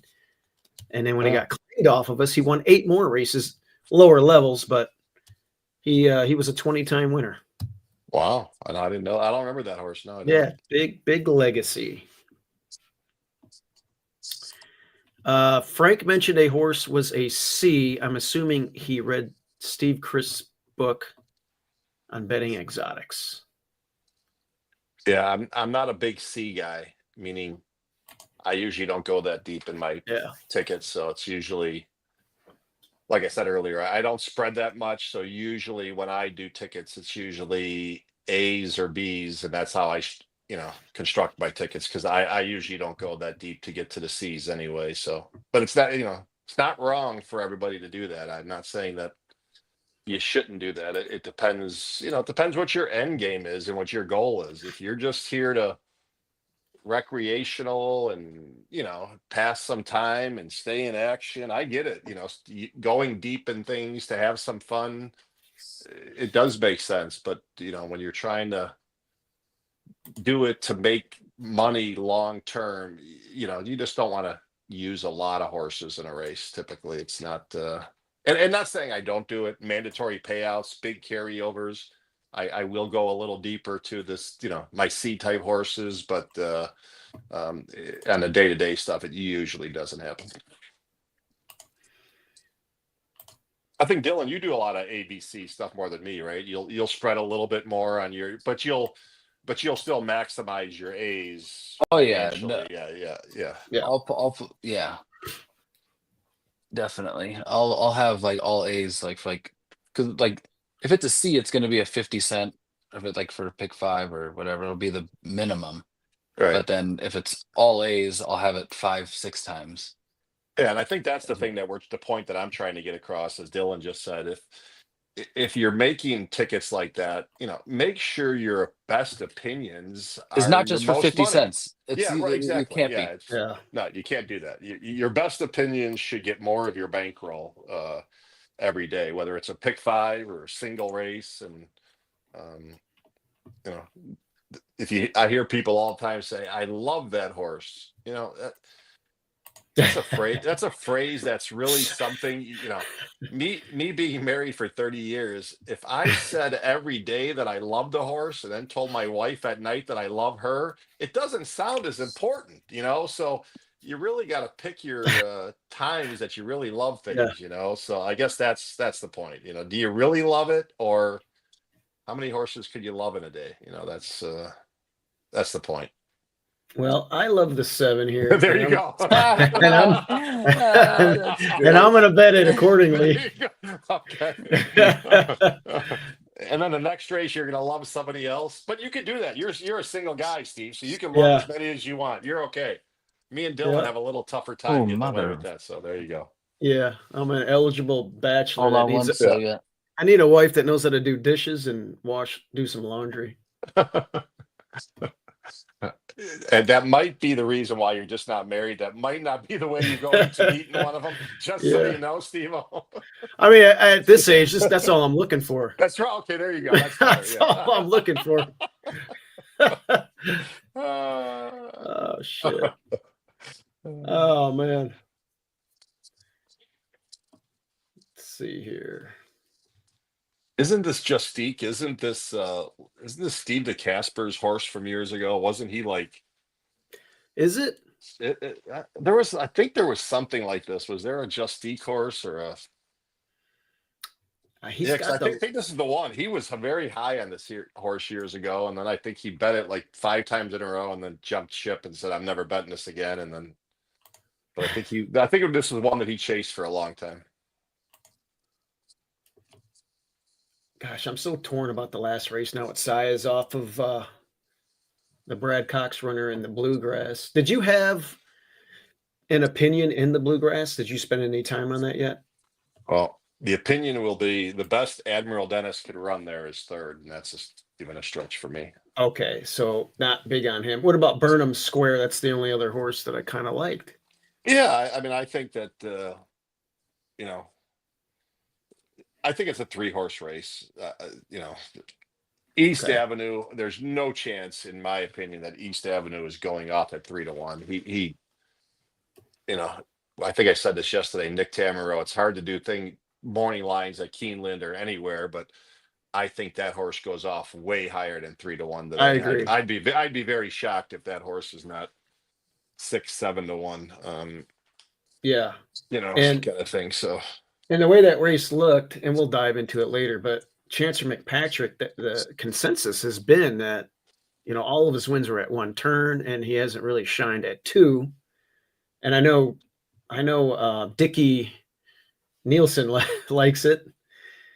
And then the 1, we were thinking the 1 might be a miler or less, at optimum distance, and then Owen Almighty got the slow, easy pace in the Tampa Derby.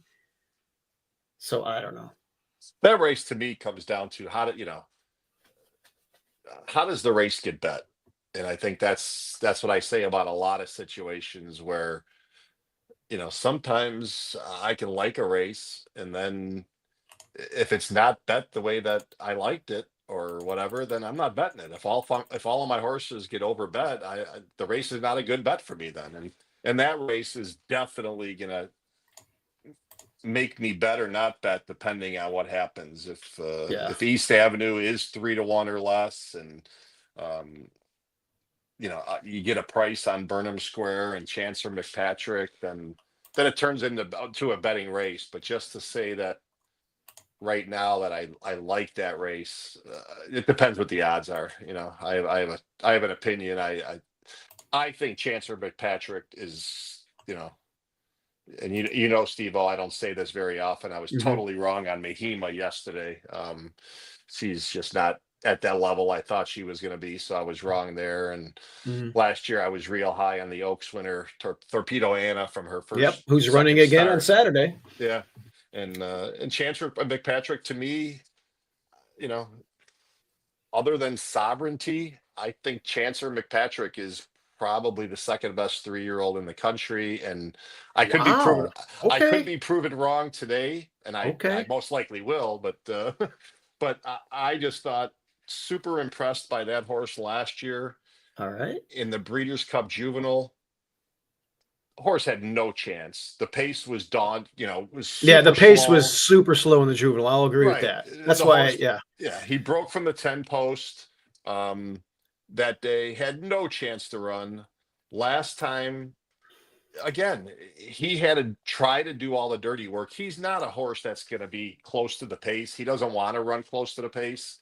He wants to come from off of it. But last time in that field, there was no speed again. Owen Almighty, wired it. He tried to make a little move early to stay close because he knew he had to. And now today, the scenario to me is 100% different. You have River Thames who wants the front. You have Owen Almighty wants the front. Hmm. East Avenue wants the front. Admiral Dennis is not slow. I mean, he's got a little bit of gas, and Rosario's probably going to go from out there to push the pace. And I think Chancellor McPatrick's going to get the setup that he got last year. And I think today's the coming out party for Chancellor Okay. McPatrick. Actually, I think he's going to run a bang up race. And if he does, and I'm right, then he would definitely be a horse that I could see me playing in the Derby in 3 weeks. Wow. Okay. Well, those are some strong. Those are some strong words right there. Those are some. We'll see. I'm intrigued now. This race here, we got 8 minutes to post, and let's just check out some time form figs and some of these. The scratch of the 3 doesn't really do much. I have a trip note on the 5-2 back, and it did lay just off of extremely fast pace for Safi last time. It did get the job done. So that's an interesting horse at a big price. Yeah, I think the problem here is, kind of like last time that Emery and Mystic Lake ran against each other. It looked like Mystic Lake makes the lead again, and I mean, there's really no speed here, right? I mean, like last time, Mystic Lake made the lead, and Emery tried to chase all the way around. It kind of looks like the same race shape as last time, and Yeah. I don't see it being any different. So when I see that scenario, it's like, okay, they're probably going to run the same way as last time. Maybe in a different order. So again, they're the 2 favorites, non-betting race for me.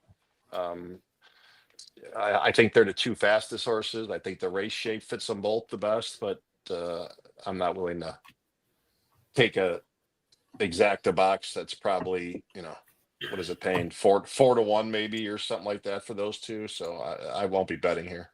Well, I did a 7-8 straight. It's only 13-1 right now.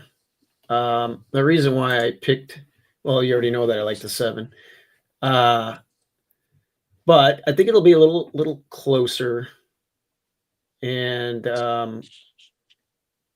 I do like the local work there coming in. It's never run here, but it showed it's at least can handle the surface. And Jose is back on it. And I did mention that Oaklawn Rebel Card Day Cold Battle and this one were the only ones that came from more than 3rd place or further out. And this was the only horse in the entire card that was more than 5 lengths out during the race and won.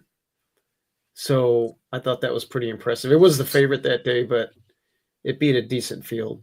And it seems to be feeling good as a 5-year-old mare out of nowhere here. Of course, it didn't have a chance to run on dirt very often until recently. I mean, it started its career there, and then they tried to, run it on turf, and it was just kind of like a horse.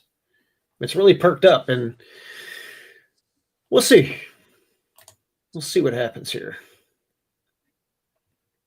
Yeah, maybe the horse wanted to sprint its whole life, and Yeah. John Sheriff's never really gave the horse a chance to ever do that, and then maybe because that's the only difference that I see in this horse is they always ran him long, his whole life, or turf, and now the horse is it's either that or No, it Cherie makes DeVoe sense. has the magic potion. I don't know what that's all about, but Well, here's the deal. Here, I'll share this again. It won on debut sprinting. Then they routed it third, back to 7 panels, won.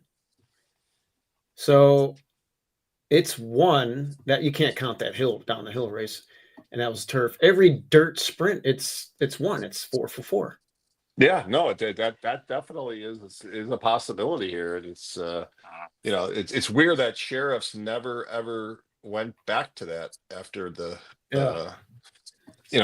especially it wasn't like the horse was killing it on the turf and going long. Usually the Right. trainers, after 3, 4, 5 starts, they say, hey, let's go back to what works. But he never did it. But Cherie DeVoe certainly has done it. And it looks like it definitely perked the horse up, or let the horse run where it really wants to run. And that's sprinting on the dirt. Yep. I think that horse is I think it's a takeout horse. What does that mean?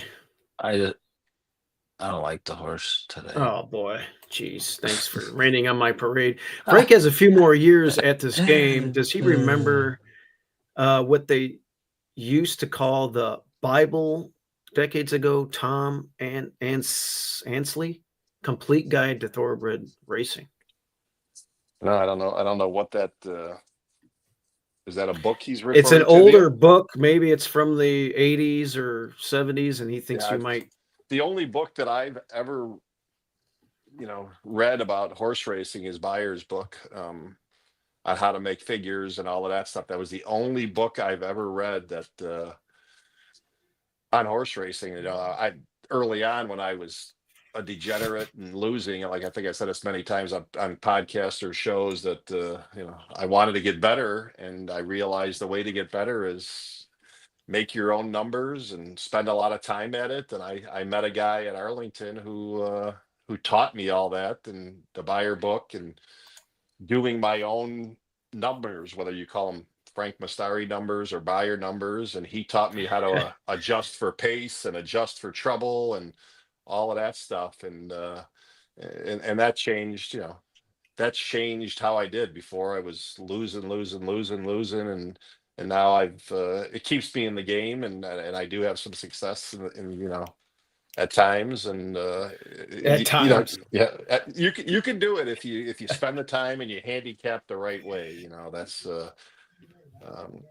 I think a lot of people sometimes spend a lot of time, but they're not handicapping because they've never been taught it. If you've never been taught it, how do you learn it? It's a hard game. So it's difficult. I guess that book was from the 60s. Frank's not that old. And then same era, Sam the Genius Lewin, who coined the phrase pace makes the race. Oh. So I never knew that. That's a nice tidbit. Yeah, I didn't know that either. But yeah, I would agree with pace makes the race. That's, Oh, yeah. That's where I start. Every day I start by figuring out the pace of the race first, and then then I handicap from there. So that's I definitely agree with that theory. Dylan, you had to rain on my. Well, you're being honest. Yeah. Oh, I just think that last race is sneaky. See, I think I don't think it was as good as she should have won. Well, I think it wasn't a good field, and I think she ran slower. And yeah, true, but remember, and I think it's going to be a slow pace, and she's going to have to make up lengths on some grade 1 horses, and I don't think she's a grade 1 horse. Well, I think she was a little bit far out, correct? Two back, she was a little closer. And that track, I mentioned that she was the only horse to come more than 5 lengths if that's out a of thing. It. Yeah, that's what I'm using. And the number should be higher. And me and Frank were talking about it. I think you heard some of it. They tried to do a lot of different things with this horse, and it's undefeated at one turn in its career. It broke its mate at Del Mar. I'm surprised you don't do. Yeah, but it's just not. But the horse isn't really fast. Like like speed, like in this scenario when the pace is going to be slower, the horse, she's already slower than the horses who are going to be in front of her who are faster. So I just can't Okay. wrap my head around it. But yeah, it's if that race was really, she pulled off some really ridiculous against some bias, then that's a pretty fast. I think the way her only chance of winning here is if for some reason, and I highly doubt this is going to happen, but if the 2 and 8 happen to duel here, which I don't think is going to happen, but if Right. they do, then the 7 could win, because then that horse would get the great trip. But I am in Dylan's camp, where I think the 2 and 8 are just a lot faster early, a lot faster late, better overall. See, like, yeah, I played a $10. I played a $10 try for my thing. 2-8 over 1-5. So if I can, bump up a little bit. 2-8 over 1-5. I do like the 5 I mentioned. But I'm gonna do that for 25 then, because then if that hits, I'll pass him. Thanks, man. No, I like that. How come they can't? That's what Dylan does. That's the separator. What Dylan does in contests that separates him from being, just a normal player, and he's a great player, because he comes up. He's going to turn a crappy race in his mandatory bet, or one of his mandatory bets that he has to make in this contest. He's going to say, okay, if I'm right and hit it, I'm going to creep up another spot or two here and lock in my prize. And that's, I mean, what could a 2-8-1 try? You can't see it, but what can a 2-8-1 try pay? Is that 30-1? Well, a 2-8 exact is, let's say. See, I don't know how to add that. I'm not smart enough. It's 6-1. So yeah, it's probably 25 to 30-1. Yeah, sure. And if it's 30-1, I hit it. That's 300. I can, on a mandatory. You had a bet somewhere. You're $40. So yeah, it's definitely it's a creative way to turn what I consider a bad betting race into something to move up the board. I've never really been the biggest. I've always wanted to see someone who is faster than the 2 and the 8 in front of them. Yeah, because I don't, not that I think they're phonies, but I don't think they're insanely dazzling move. They're not as good as they look on paper. If there was a 100%. Yeah, if there was a quality speed horse in race, they would not love it. Yeah. Yes. All right, this is the moment of truth, gentlemen. Comes forward. Goes in. They're at the post. They're off in the Resolute Racing Madison Stakes. Mystic Lake comes out for the early lead, but Emery right there to her inside. And these two come forward together, matching strides here early on. Mystic Lake outward from the rail, Emery there to the inside, and Dazzling Move joins them from the far outside, a close-up third, then another length and a half back to My Main Squeeze, who is fourth, followed by Positano Sunset in fifth, and a gap of just over 3 more lengths back to Justique, who is last of the 6 as they head for the far turn. Back up front, Mystic Lake to the outside, ahead in front, Emery there to the inside as they head for the turn with Dazzling Move next. She's third, a half length. Positano Sunset, My Main Squeeze. And then further back, Justique. It was 22.68 seconds, the time for the opening quarter.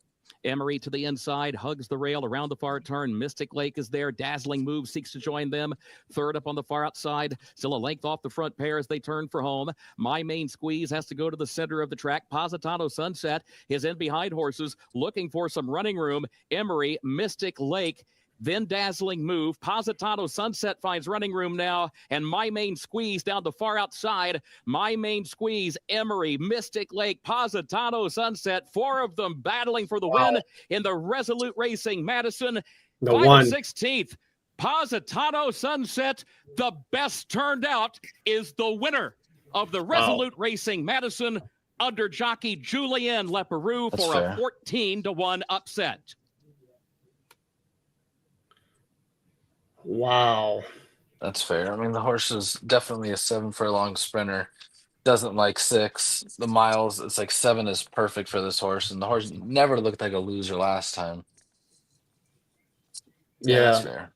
That's yeah, fair. that was nice. And for that horse to win off the layoff last time at Wilkes was pretty impressive because he usually doesn't do shit like that. See those 2 and the 8, man, they're phony. Yeah, God, they're phony. That just sucks. they There's they went slow enough to where if hell they're supposed yeah. to draw away from a field like this, but they're just Yeah, not they're a not that not a good. good group yet. Oh.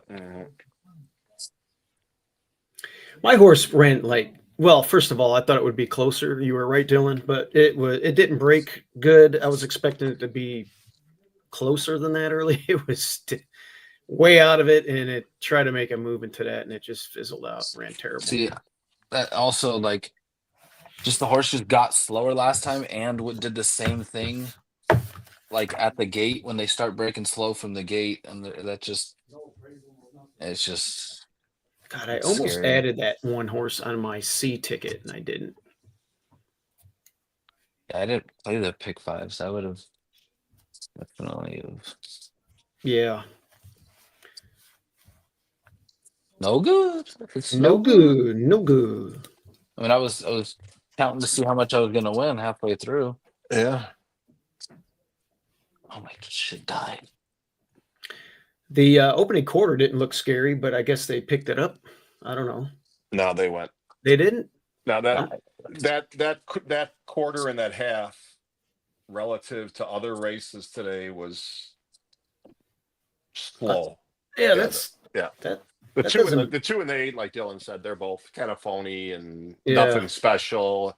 You know, there was no reason that they should fall over in those kind of paces for this group. Right. When yeah, like I said, the maiden went faster to the quarter and to the half than this group, and this group only beat them by about 1/10 of a second. So, And there's a grade 1 final fillies. time. Yeah, these are grade 1 fillies. I mean, those are 3-year-old boys, but still, On these, paper. On yeah, paper, it's yeah, right. So they're supposed to run considerably faster, and they didn't. So the one ran, decent. The one's a very solid 7-furlong sprinter, not a grade 1 here. Well, it is a grade 1 winner because it yeah. just won it. Yeah. But I would love to own that horse and call that my grade 1 winner. Yeah, Damn. yeah. You still get paid the same, and now her breeding rights go right through the roof. And How about that?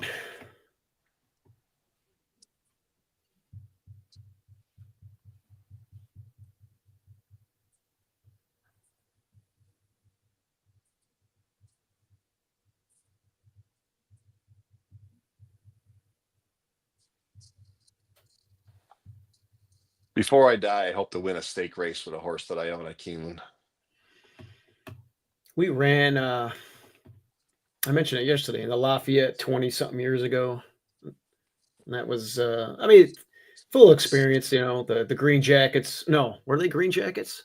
Yeah, Green jackets. all the workers. Yeah, The green jackets were out. They gave us a nice area to eat dinner, and it was a good day. We go out in the paddock, and everybody had their blazers on and everything else. And we ran 4th in the race, and it was our first time we ever ran in a stake race. I think that was 2002.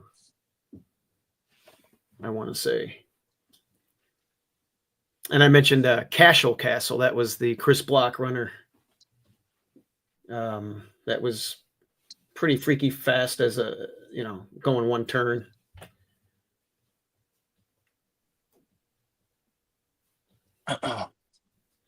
Positano Sunset. Damn. Well, I wish I could have got to that one. I mean, it was there for the taking.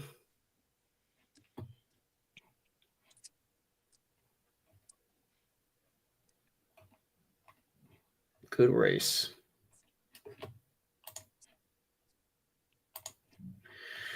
$30. Look at that. And then if you have Emery, the favorite, look, a 41-1 exacta. It's a lot easier after they show the results, Steve. Yeah, I know. Like, it sucks you kind of have the right idea there and you're not. Whatever. We move on. Let's see. Did anybody hit it? Anybody hit anything in your Twin Spires? Let me Nope. see. Oh, Frank moved up a spot. Okay, that's good. By not betting, I moved up 2 spots. By not betting, there you go. I didn't bet. Now, what happened? Someone went broke. Somebody went all in on the 2 without me looking. Was it Miller? Miller go all in? No. I don't know what happened. How did I move up 2 spots? Matt bet $15 to win on the 2 and 8 and 10 to show on the 2. Oh, Mike Samich bet it was the 8th? Yeah, Mike Samich bet and lost. That's one of them. And then I guess the guy the 2 guys in front of me both bet a win bets and tries and lost some money. So it's kind of irrelevant because I'm gonna have to hit something. Yeah. Yeah, it doesn't matter where I'm at right now, the way the board is. I definitely have to hit. So I'm gonna get to $1,609 even. That's my goal right now. That'll put me 20 cents ahead of Dylan. Is there a way that Valentine Candy can? I mean, his synthetic race at Turfey was terrible. Well, not terrible, but he was the favorite with Totori in the Animal Kingdom. Victory. Asmussen's trying to transfer this guy from dirt to turf. I just don't know about that one. I know the horse well, and it's a nice horse. This is an interesting spot. And then the 3 coming off of a layoff, and it's now 7. And I don't know what to make out of this Irish horse who did win in February. I heard he had a lot of Guinness this morning. I used to drink a lot of Guinness. Believe it or not, that was my only beer that I liked. I like dark beer, but yeah, when I had it in Ireland, it was like a dessert. It was so thick, good. Different. It was so good. I think that's the first time I went to Vegas and didn't even have one drink. Oh, Not good. even one. Yep. Yeah, I drink club sodas and shit. I don't. Very rare. I'll have a glass of wine. That sounded like I was an alcoholic. I don't drink too much. I don't really to begin with, but yeah, it's he turned 21. Yeah, let's go have a drink. But Justin Dew just texted us and said Chancer McPatrick is favorite in the doubles. Maybe we should text him back and say, "Where the hell are you?" You told us. You told us where he was. You said. Oh yeah, I did say, Justin. Justin, grab that jar off the fireplace mantle and go in the bathroom and sign on.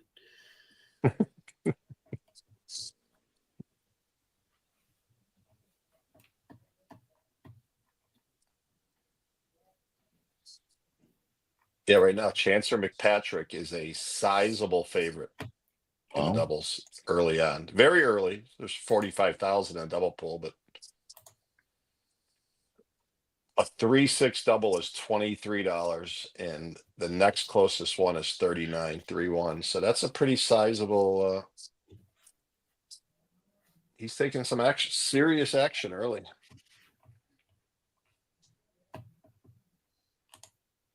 I'm gonna take a chance here. Take a chance. You never want to take chances. Well, yeah, you're right. I guess if it's a big price. I'm gonna hope that. Well, I think $14-15 is respectable for a horse that I respect a lot. And if Asmussen thinks the 5 can run on turf here, so do I. That's where I'm at right now. Yeah, Do you think? Do you think? Asmussen- He thinks he can run on turf, or do you think he's just guessing he can run on turf? I don't know. Well, what is there's gonna be a. I mean, like on something there's gonna be a better 5 to 10. I mean, what do you? He's 10% first time turf.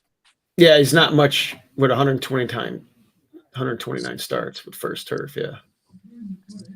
There's just probably not a dirt sprint out there right now for 300,000 that he can run in for a while.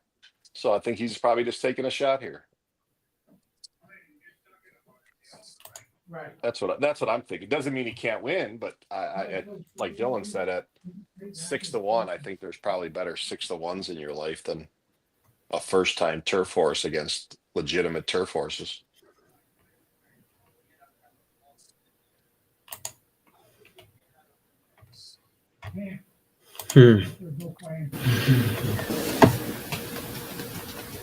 Now, I mean, now and 7-1. And plus, what do you think? Like, I mean, he won't be too far back, but it's just everything. What the pace is going to be in here. I think he'll be in a good spot. He will be in a good spot. He definitely will be in a good spot. Probably out of the. And he should be sitting right behind the leaders. I agree with that. He's floating. He's projected to go off at 9-1. Probably sitting right next to Pratt, Which and the I don't horse know. he'll make a move around the turn, and he'll probably go 3-4 wide, try to get around the 1 and 10. Yeah. And if he loves the grass, then he can win. What do you think about I mean, there's not much to look at, but the 4. Don't pay any attention to the horse. Yeah. Don't pay any attention to it. Well, I mean, I could. I'm not. You could never make a big bet, and if you throw this horse, unless you like know this horse. No, I don't know it, but here's the deal. It carried 137, throw the race with the hood out in the grade 1. They took the hood back off. I don't know why they ran it that day. These numbers, these time form numbers. I mean, I equate them. I usually do 15 points. Is that no or so it looks a little light, or is it 12 points? What variant do you guys use from the time form rating to the buyer speed figure? You don't even pay attention to shit like that. No, I did make a Breeders' Cup bet on a horse who was coming from overseas, but I watched like 5 of his races, and I had a good like from other horses who were taking money in there he'd ran against, and this horse was going to be a huge price, and it was going to be a closer because I watched his races and I knew the pace would be fast. I mean, we have no idea if the horse is a closer, if he's a pace horse. This horse may destroy this field. Well, here's the weird horse. It's always run on the straights. France, Great Britain, this and that. It runs over there. Was that Qatar? Where is that track? I'm assuming it doesn't say if it's left hand or right hand. So I'm assuming that's a left hand. Yeah, there's a lot of. We can't. You're just gonna go broke. There's all like a. I mean, what are you gonna do? Try and beat it. So yeah, what I'm just gonna not even worry about it. Maybe on a try or something underneath, but okay, I don't know. You don't even have to bet this race. Well, for the purposes of the show, I'm gonna throw a couple dollars on it. Listen, Valentine candy is a nice, classy. I like Valentine candy. And I'm willing to see what happens here.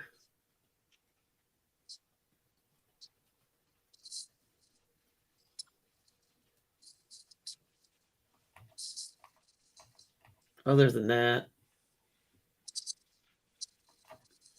the 3 looks pretty damn good. We'll see. Let me make some bets here. You don't got to bet yet. You got 12 minutes to post. Wait till you see the odds. Well, I'm getting projected of 9-1 on Valentine candy, and it's 7 now. What happens if he goes off at 3? Well, according to Justin Dew, that's pretty accurate. Oh man. He couldn't even Yeah. explain to me how it's created. The I thought projected he odds. said it does a formula with the double and the Yeah, but then it changed after the doubles and the pick threes were already calculated. So something ain't Yeah. right. I'm not going with that projected odds because something ain't right. maybe he can come on here and He can't. You said that Susie won't let him today. yeah, I think that's the rumor.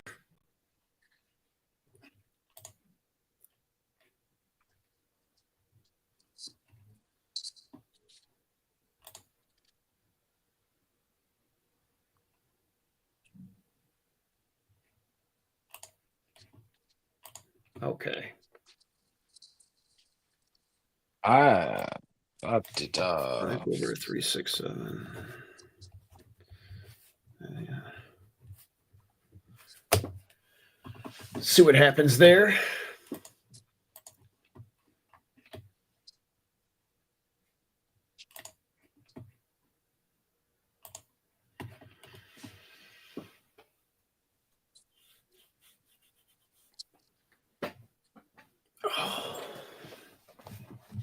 Did I tell you guys I went to a tournament there one year? I think it was 2021 or 2020 for the grade 1 gamble. Or not the grade 1 gamble. Yeah, the grade, yeah.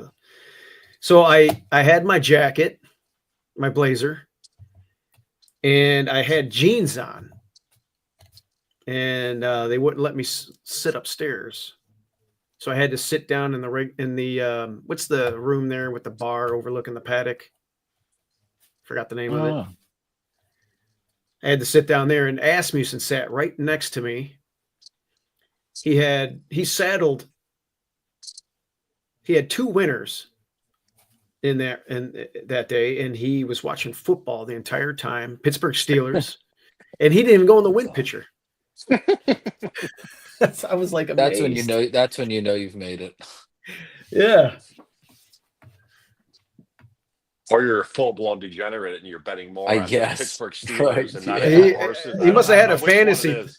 Something was up. Yeah, it's like fantasy league or something. Yeah. By the way, Dylan, I'm going to get you this year in our fantasy leagues. Now that I'm thinking of this, I would have thought my buddy Mr. Ravelli would have had either one timer or no balls in here. I gotta ask him what they're doing.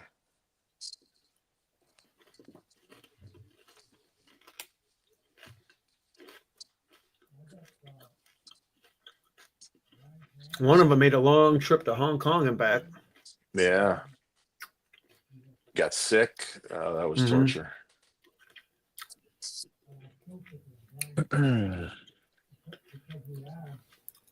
Yeah, Lisa was telling us how well they treated them when they were out there. Yeah, they said they were treated like rock stars. And everybody thought E.T. Baird was Mick Jagger. Doesn't he look like him? He kind of does, yeah. He does have that look. Yeah. Oh shit. Is that the look of health, right? Yeah, that's they both have that, yeah. Yeah. Uh-huh. I'll tell you what, when he's on his game, there's not a better speed jock. He's always been a talented rider. That's what Frank said. He said he's the best skate world. Let me tell you what, my dad says it too. Like, we don't know a guy that, I mean, there's a lot of great jockeys, speed jocks, but in the Midwest, I'm taking ET. There's no one who can get out a horse out of the gate quicker than him in the country. He's unbelievable what he could do. And yeah, watching him my whole life here in Chicago and early on when I think he was leading apprentice in the country when he first came up, and he was telling me stories that he was killing it in New York as an apprentice and early on in his career, where he was winning 3 a day and living the life and making a boatload of money and partied hard probably, yeah. But yeah, he had a lot of ability. He has, that's for sure. Yeah, he's a good guy. I always get along with him. He's nice to my brother and Danny, and I remember his dad before he passed away. We used to drink coffee out there. Man, don't you miss going out there in the mornings, Frank, at Arlington and drinking coffee and just hanging out there. And Yeah, I miss those summers out there. I was God, in the early '90s, or all through the '90s, or especially early '90s. I was at Arlington every day, and then when they were running at Hawthorne or Sportsman's, I was at the Arlington OTB every day. So mm-hmm. now it's gone, and the Bears will be playing there soon. Yeah, so sad. I wish Dylan could have seen Arlington Park. Yeah. I do too. And I tell you, Dylan, it was a jewel. I mean, it was like you were in another country, the way the track was. It was the newest track in the country outside of one of these smaller ones you've seen built. But it was like one of the newest mega tracks that were built. It was built in 88, 89. The apron, just everything about it. There wasn't a bad box seat in the house. Those box seats were the best. And lots of room. I tell you, the bathroom's super clean, unlike Hawthorne. I'm stepping in I got a hopscotch just to get to my urinal. I tell you. Oh man. You don't want to slip and fall in there, I can tell you that. How about the 9? How about the 9 for third here if you're playing trifectas? The 9, let's take a quick peek. Yeah, how about Brittany off the claim? Had 2 weird trips at Turfway on the poly. Closed on the 23rd on a day that it was hard to close a little bit. Ran fast. Ran against the Rest Me Red and No Balls last time. 2 good ones, or they just went right around the track together. Couldn't close that day, and now you go back to the turf and you get 40-1 for a horse that absolutely could spice up your try here. Mm-hmm. That's how I'm going to play the race. I'm going to key the 9 and third with a few different things and try to get it to pay. Yeah, I'm going to key the 5 over a few of these, including that one. Dylan, you couldn't talk him off the 5, could you? You tried earlier. Listen, I'm going to live and die with Valentine candy here.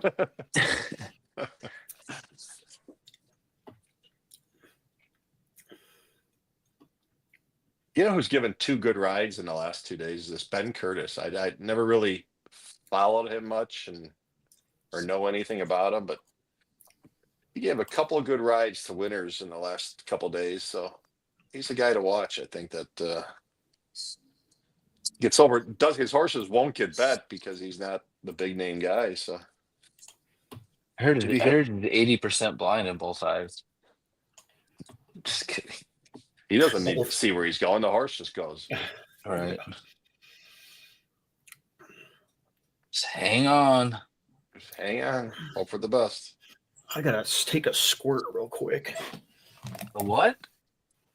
He's got to go potty, I think. A squirt? I've never heard that before. You didn't? I've never heard I got to go take a squirt. Well, you California people do everything a little different, and you guys are in your different little world over there. So that's very fair.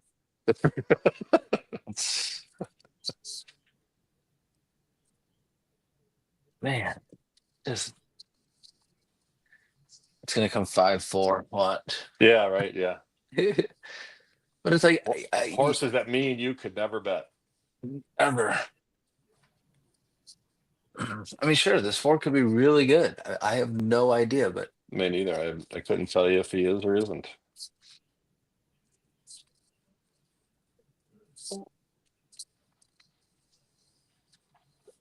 Just get the 9 to run third. That's what I'm doing. I like it.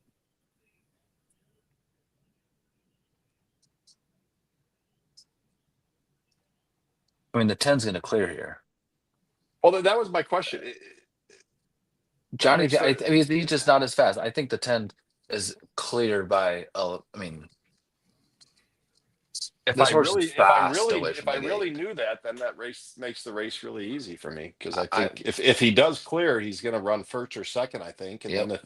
the three closes. But I'm not sure he does make the lead, so Okay. that's where I'm struggling a little bit. But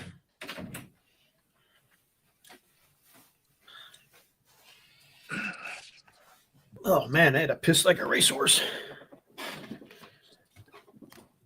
Ooh. Let's see. Dickie Nielsen is texting on our group text. Didn't expect that, but what's this? Chancery Patrick if his favorite. Oh, you already mentioned that 20 minutes ago. that's I typical. think That's typical of Rich. He's always 20 minutes behind at least everything. Yeah. Dickie. Yeah, that's right. Dickie Nielsen, I forgot. Right now he's mad at us if he's listening. Yeah. Yeah, he didn't like that, did he? No, he did not like that at all. That made me call him it more than yeah. Yeah, you felt the weakness. Yeah. As soon as I jumped all over that. Mhm. Oh shit. Hmm.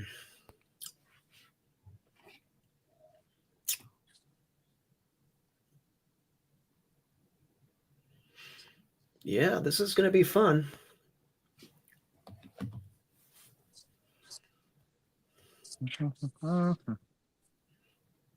Man, Mike Malone got fired on the Denver Nuggets and the GM. Can you believe How that? about that? Something must have happened with him and Jokic or something, right? That's the only way you could fire the head coach at this. I'm point of the thinking year. that, but dude, he's always praising Jokic, and they seem to like get along. But they lost There has 4 in to a be. row. Yeah, but that's big deal. This is playoff time. That was shocking. Hold on, The guy somebody's just at won my the door. championship 2 years ago. Something had to happen. We're going to hear more to that story here soon. I'm taking a chance with Valentine Candy. I don't think Frank and Dylan really like much. And you're looking to take a shot with the underneath with the Vandenberg runner. Okay. Yeah, this is not nothing big. Who is that? Someone staying in your house? Is that like a guest that just walks in and asks who you're betting? Who is that? Mel. That was bad. Mel's that was wondering what the Mel? hell's going on. Yeah. Oh, What horse we on? What do you like? What do they like? 3 with 1, 2, 10 with 9, 1, 2, 10 with 3 with 9. There you go. That's There what you I played. That's what I played, Mel. Yeah, he should be Just listening. tries. I told him put the feed on and just listen to us. You'll get all Mel's trying to listen to us on the AM transistor radio that he got as a kid for his 6th birthday, right, Mel? Yeah, he still talks about those 6-shooters that he got with the cap guns. Thought it was a cowboy. He's still my favorite Shimonovich, just so you know, Steve-O. Well, by you know far. what? Nothing Right? wrong Yeah. with that. Yeah. How Nothing wrong could you with go that. wrong? Yeah, he's definitely the You favorite. know, Shimonovich. and I got to say, I've never seen him drunk in my life. Mischievous Rogue. Really? So that's a good thing. Yeah, he don't Well, drink. maybe the 10 won't clear. Valentine This one Candy 10's not and getting bet at Coppola. all. Yeah, like they know something here. Yeah, they're not getting bet at all. This Think one's big, going to last probably one. be on the lead. Comes forward. Come on, Candy, show me something. They're at the post. Candy's gonna break last. Oh man, not gonna like the footing. Yeah. And they're off in the Valvoline Global See, all Shaker right, 10 Town. And cleared. Coppola broke right into stride and goes right out to the lead. Coppola clears the inside traffic, gets over to the rail well before the entry to the far turn. Rogue Keep Lightning going. is second, now just a length off the leader. Arzak tucked away neatly in the 3rd position. Valentine Candy between horses 4th. Think Big far outside is 5th.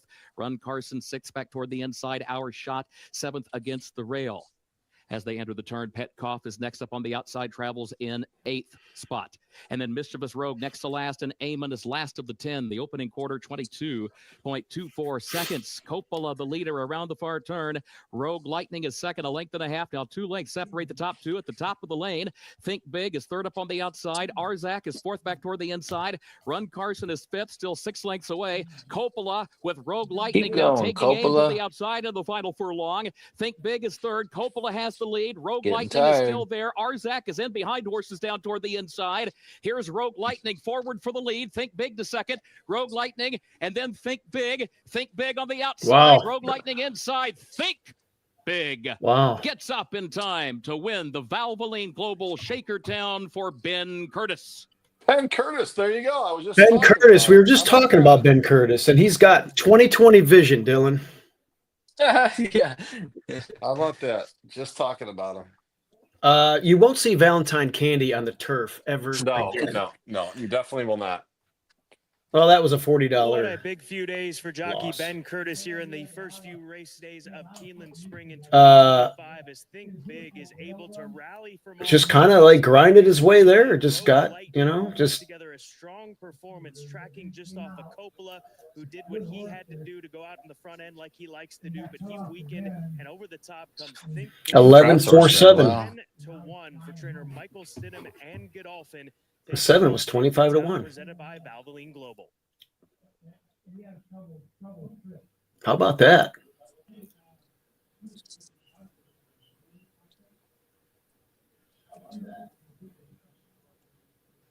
Wow. So let me just take a peek at that real quick. He went. That horse is so fast out of the gate. Yeah, he is. I mean, gosh, that was a pretty good race at Fairgrounds. It got washed off 2 back. It won the, I mean, it's undefeated on the turf. I guess it was that easy. I could have never bet that horse. Okay. Yeah, me neither. Ooh, my wife's making tacos for dinner. It smells. Oh, yeah, it's Tuesday. Hell yeah. Taco Tuesday. Taco Tuesday. I think I'm going to go to Las Cantaritos. They got Mexican style tacos, authentic.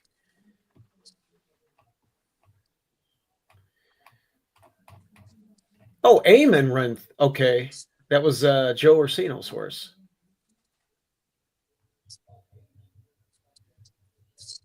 He scratched this horse out of a race on Saturday, and his other horse won and paid $30 in that race at Gulfstream. A turf sprint? It was now I forgot. It was either synthetic or I think it was. I can't remember. It wasn't dirt. I know that. I got to ask my buddy why No Balls wasn't in this race, because No Balls probably would have handled this group here. Yeah, I would think so. He was on his A game, or even close to his A game. He would handle these guys. Yeah, the 10 kind of He really cashed it in. He didn't even hit the board, did he? Wow. packed it in, right? And I mean, yeah, the horse hasn't ran. It's Yeah. just I saw that and I'm just like, yeah, maybe they're just pointing here, but that's assuming, and lay off won't work. That's just not good.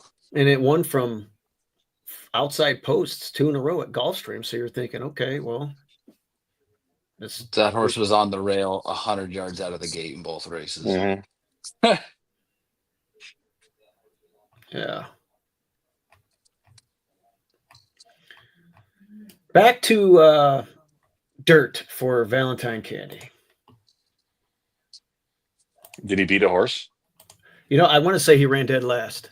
Oh, yeah. He was sitting 4th or 5th early, and then just gradually packed it in. So Just a stroll in the grass. It's in the I afternoon. did a $40 or $20 double. So I lost $40 over the 3 and the 7. Actually, no, I did a 20. I lost 60. I did a 3, 6, 7. Hoping to cash a big double there. What not to do? This night, the Bluegrass is going to be intriguing because It's a simple race. if Chancer McPatrick can win a 2-turn race, I know this isn't a good field, but my opinion, I'll be tipping my cap. It's a simple race. I can't wait till we dive into it. I think these are pretty good. I think these are pretty good horses. You think they're pretty good? Yeah. I think this Okay. is going to be a good. Why is it took- bad? I thought told I think the top two finishers in the Santa Anita Derby are way better. I think. Well, yeah, Well, I mean, we're those could talking be. about Derby horses. These are all, top three finishers are going to the Derby, I would assume. and they're going to Yeah. run one, and they're going to run 1, 2, 3. In the Derby from this race? I told Jim Bennis this morning that this is the deepest Derby prep of the year so far. Wow. Yeah, I think this is a pretty good field. Okay. I'm poo-pooing it. We'll see how this materializes. I mean, I think the one ran an unbelievable race that was longer than a mile in the 16th. I think this horse is probably a sprinter. Doesn't want to go this far, but the horse is extremely talented and Right. almost beat Sovereignty. We established That that. horse opened up. I think the 3 is pretty good. Ran a beat Tappan Street, Florida Derby winner. The 4 the might 3. not want to go this far, but this horse is obviously severely talented and has run in fast. East Avenue, who the hell knows what's going on with this horse? Samson McPratchik, if you do think he's a sprinter, he's elite. If you think he's a 2-turn horse, he definitely showed something in his last race that he can, and he chased a Lone Leader. I think he's a good horse, and I think the Cox is way overmatched. But I think definitely 1, 3, 4. Supposedly the 5 is good, but who knows what happened the last 2, and the 6 are pretty good. Okay. I see. I respect everything that you guys are saying. Obviously, I thought the race was the Bluegrass. To me, I don't have a lot of respect for as a Derby prep. Never have. Never. I just don't. It doesn't Yeah, but produce. you got to a lot. look at you got to look And at I who's just running felt in like it now. Well, that's what I'm saying. Looking at the race, I'm just like on a 180 from you guys. I just think there's a lot of flaws and issues with all these horses, in my opinion. Now, obviously, we got to start diving into it. So, yeah, me and Justin were talking about the one, and is that as far as it can go? 8.5 furlongs. We'll find out today. That was a good race, though, against Sovereignty. Sovereignty ran good, but we're thinking it's not gonna. And for him to run Go as well beyond as he did, if he is a sprinter or mile, whatever it is, I mean, that horse looked like he was homegrown at the top of the lane and got run down by a pretty nice horse. I think. True, I agree with you on that. We'll see what happens in another 16th.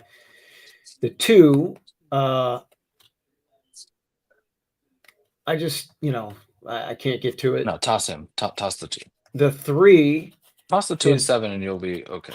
Well, the 7, I'm not going to toss the 7 because the field, in my opinion, I don't feel that it's. Sure, yeah. I thought the 7 had a lot of issues in that last race, and again, I already mentioned the way the track was playing, but I don't want to keep harping on it, but it did have a lot of trouble. But let's go to the 3. The 3.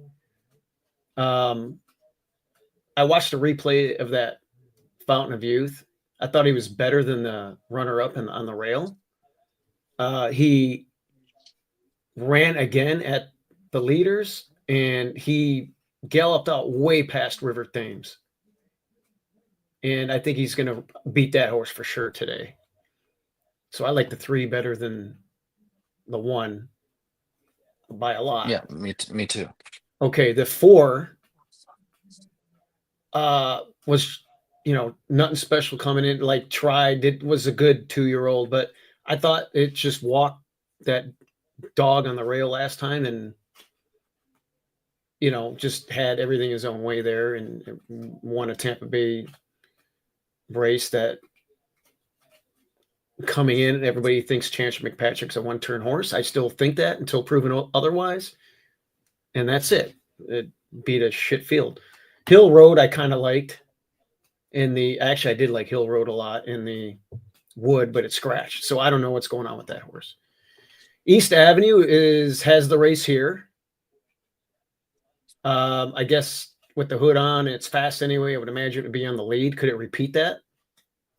That's the only thing you're hoping for if it can get back to that race. other than that, what the hell's been going on with this horse?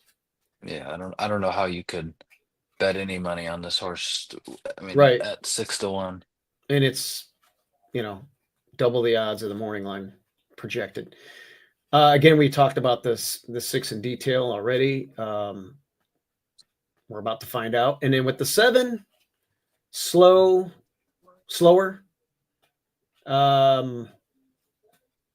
The pace. You better hope they go 45 flat and this horse just comes. Well, the thing is with the 7, I thought it ran against way better horses than today, in my opinion, and it had a terrible trip. The replay was bad, and although they did go fast, they all were gunning for the lead that day just because of the way the track was playing, and it made up ground, and it ran well to the wire. Gave me some hope for at least an underneath play. I think the 7's going to outrun its odds. So I'm all about the 3 and the 7 and I guess I'll go to your guys' 6.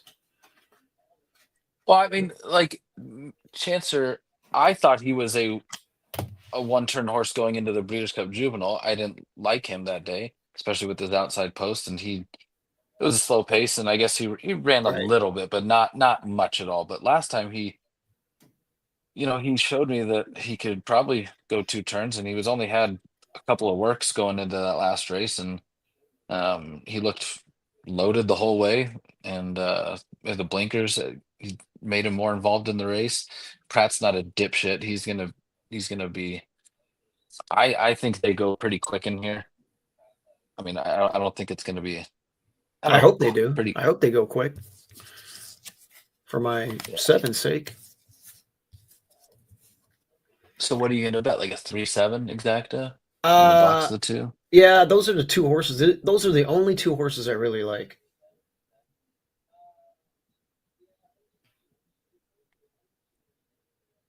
I mean, Citizen Bull, fraud, needs a lead, and Owen Almighty. I don't really have a lot of respect for that horse. Maybe you beat him today.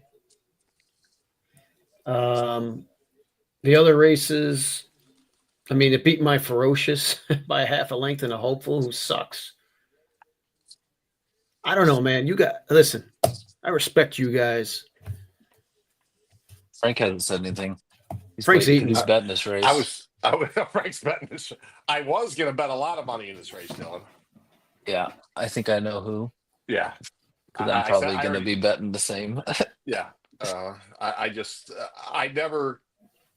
never thought Chancer McPatrick could be 9-5 here. When I handicapped this race, I was very confident. I was going to bet Chancer McPatrick. I thought I would get 3-1 at least, just because of all the reasons that Steve-O said, that a lot of people think he's not proven at 2 turns and might not want to go this far and blah, blah, blah, blah, blah. And I have no problem thinking he can go this far. Not even a question mark. And I think he's running the race of his best race of his life today. Yeah, that's my opinion. And okay, now, all right. It's interesting that Pratt still. I mean, this is going to be his Derby horse then. I agree. Yeah. Who else has he been? He's riding here. I mean, the only chance he had to show with 2 turns, he broke at a terrible post, slow pace, had 0 chance, and he ran well. True. And then last time the horse got a cake lead, he ran at him and ran well. In the scenario that he was dealt, he ran a good freaking race. I agree with that, but again, Owen Almighty, I think, ran the race of his life with an easy race. Hill Road is just, I was kind of like him in the wood, but really, who's Hill Road? Patch Adams and Brodeur, I know those horses from Oaklawn. They're nice horses, but they're not really anything special. And then we talked about Filoso. I bet that horse. Yeah, but those horses who are running 6th, 7th, 5th, they don't even count. They don't. No, I know they don't count. But Owen Almighty and Hill Road, how good are they? Well, look at what Owen Almighty has. It doesn't even matter, like, really who was in, like, It's I don't know. We'll say we'll find out. We'll see who. I mean, at 2-1. I mean, that tells you how weak the race is, in my opinion. A horse that's never won beyond one turn has never won. I mean, you already talked about the 2 races. It ran a second, and they had trouble in a paceless race in the Breeders' Cup. But it's 2-1 in here. because he ran some extremely fast numbers as a 2-year-old, and that's he. Well, so did you guys remember Favorite Trick? He did too. Yeah, but And then he died as a three-year-old. He didn't do shit. You knew he couldn't go that far. That's not comparing apples to apples. Yeah, I'm throwing a name out there at Dylan. You don't know who Favorite Trick is. That was a sprinter. Yeah. I mean, he did win the Rebel Favorite Trick, but that was like the limit of his distance, a mile and 16th that day.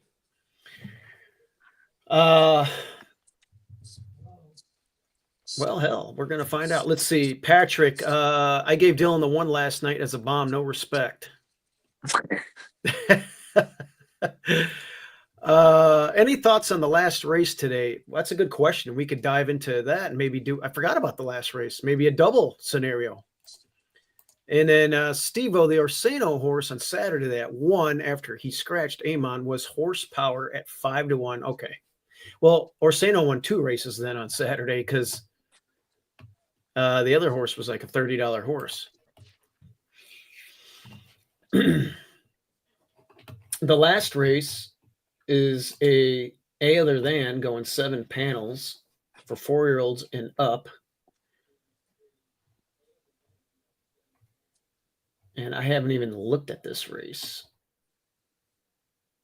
But if there is a possibility for a double,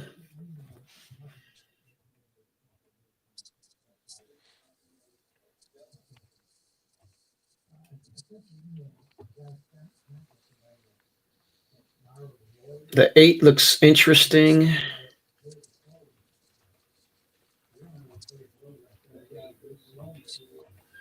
How fast is this race going to be early? I think the 8 might run them off their feet. I think he's going to be should be faster than the 5.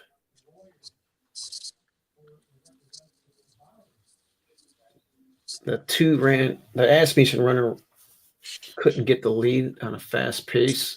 The one ran in January. We haven't seen it since this race, and it won it. But that wasn't too quick, and you're in the 1 hole.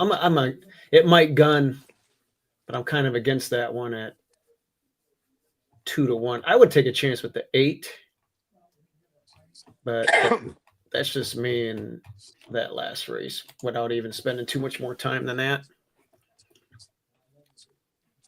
Rex, the 5 will run good here. The 5 is East Avenue. Okay, Rex. Well, I think there's not going to be much of an imagination here. You're going to try and repeat history from the October 5th run here at Keeneland. If you can get to that race outside of the other, at least the last 2, you're in business. But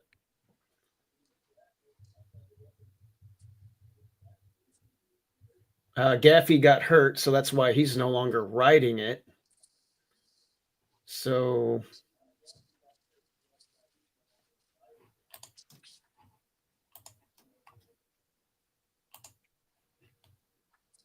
that's pretty much it. All right, let me make a couple of wagers here.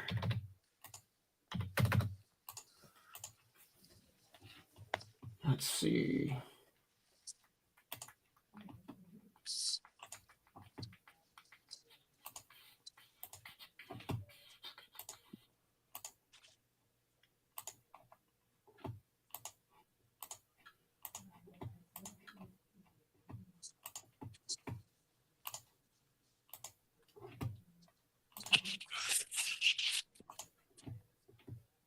Did I miss anything fun and exciting? No, not Where were much. you?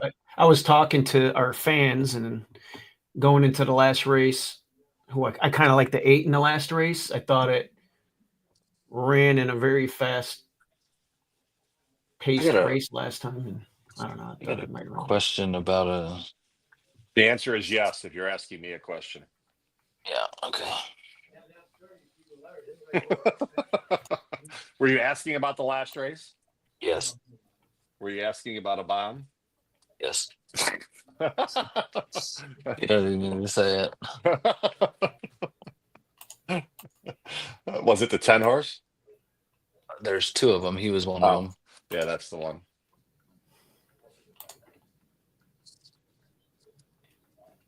Also the 4. That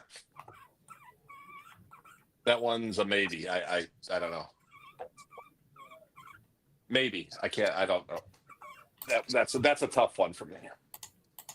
It could be a yes, it could be a no. I don't know. I don't know for sure.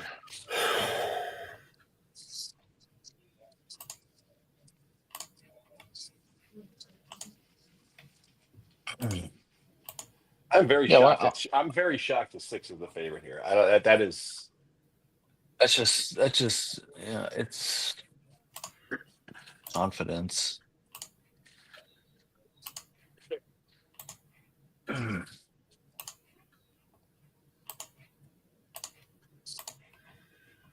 Okay.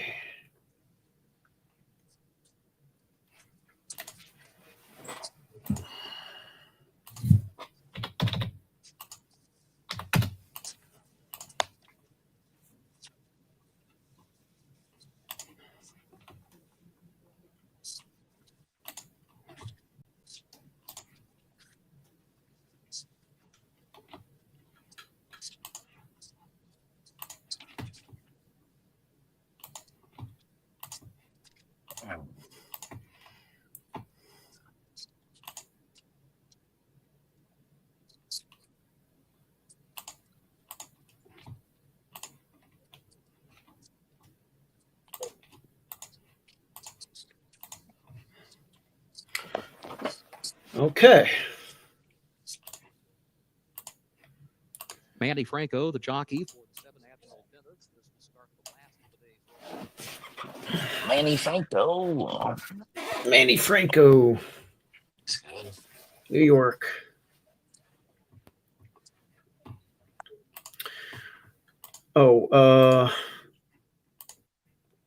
Tuned to see how Ian Wilkes' horse runs, number 3. Loved him at Gulfstream. Also to listen to you guys go over the races.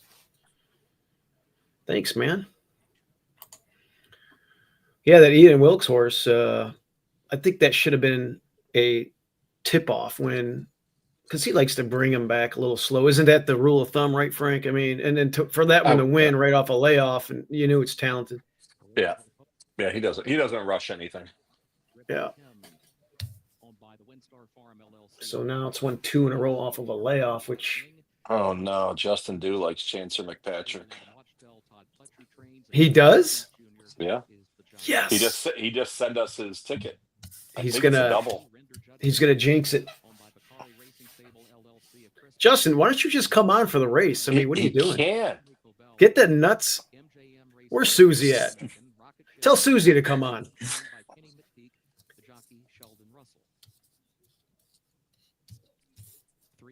Square races for Whittam Thoroughbreds LLC. Janice Whittam, trained by Ian Wilkes, the jockey Brian Hernandez Jr.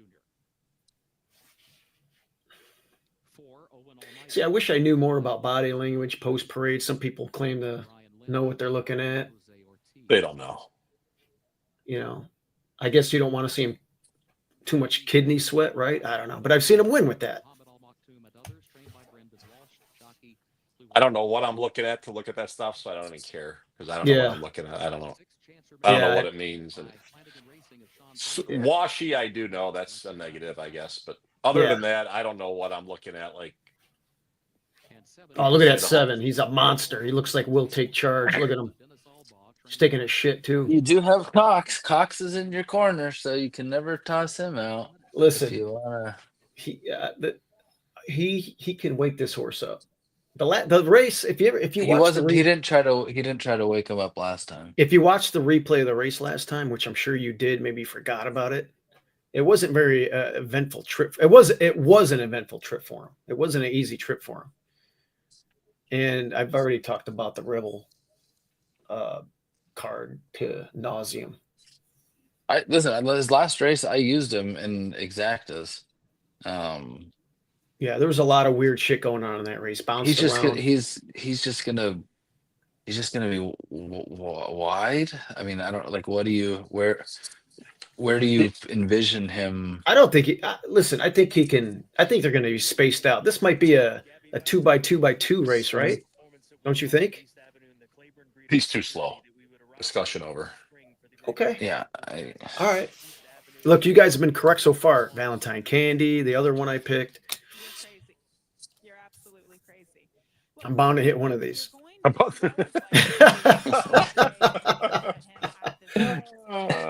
just thought I saw something, a little glimmer of hope. And the price is right. I would be extremely shocked if he. No, the prices. He should be. Okay, but here's what I'm saying. Right. He should. Well, coming into the race, though, that's the thing. You guys think this race is one of the stronger Derby preps, where I'm saying it's one of the weakest. So that's where we're having. And he makes it weaker. He's well, that's slow. what I'm saying. I like him because I see it as a perceived weaker race, but you guys hate him even more because you see this as one of the stronger races. Even if I thought everybody else was weak, I wouldn't like exactly. it. Yeah. And I think these could be if he all. Was running, if this was an allowance race today for one other than I would not be betting him. 100%. Because in my opinion, you put these horses in that Arkansas Derby, I don't think any of these hit the board. That's my theory. The Arkansas Derby. Oh, see, we're just. Is that the Sandman race? Different. Is that Sandman? Yes. Oh, these horses would kill Sandman. With cornucopian in there? No way. Well, that's just you're just throwing. It's just different. Like right, Sandman, if cornucopian, what is that? The 5 who was in that race? Speed. Cornucopian destroys that field by 6 lengths. If I agree. I agree. If the other horse isn't in there, correct. You could probably an adjustment on figures.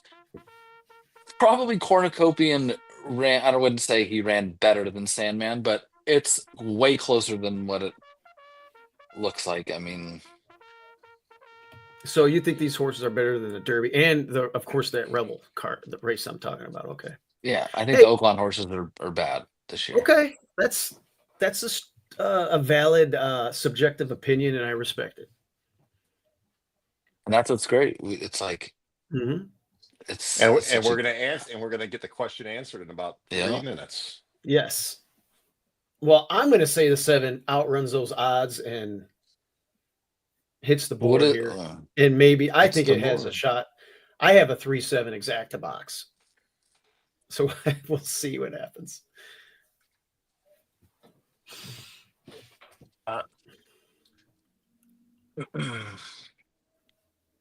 I do have a trifecta with Chancer in there. I respect you guys way too much not to have Chancer McPatrick on my ticket.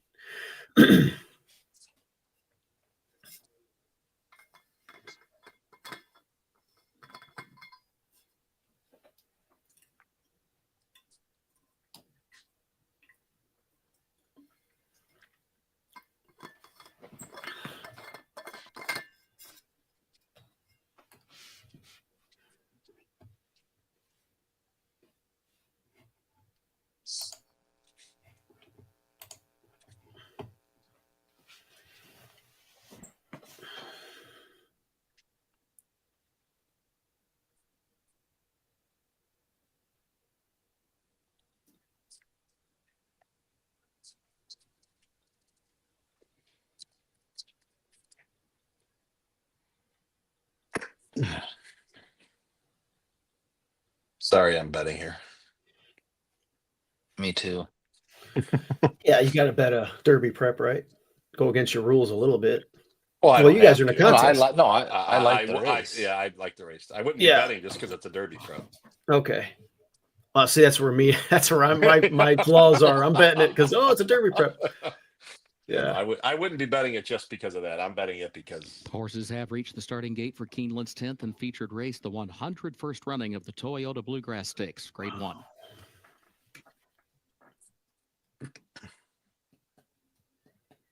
Shit's about to get real.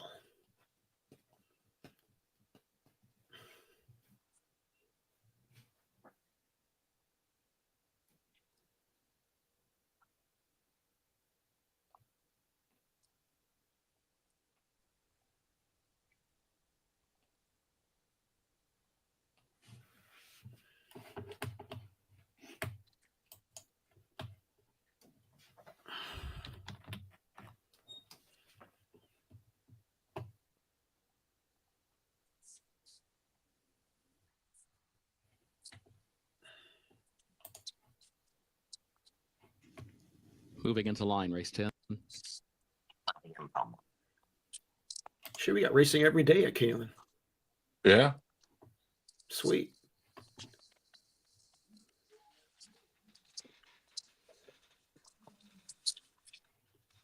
I wish I knew who was going to run third in here. I already gave you River the Timms takes his spot on the gate. Admiral Dennis could run third, right? Sure. Thank That you, is Frank. possible. Thank you. He could run third.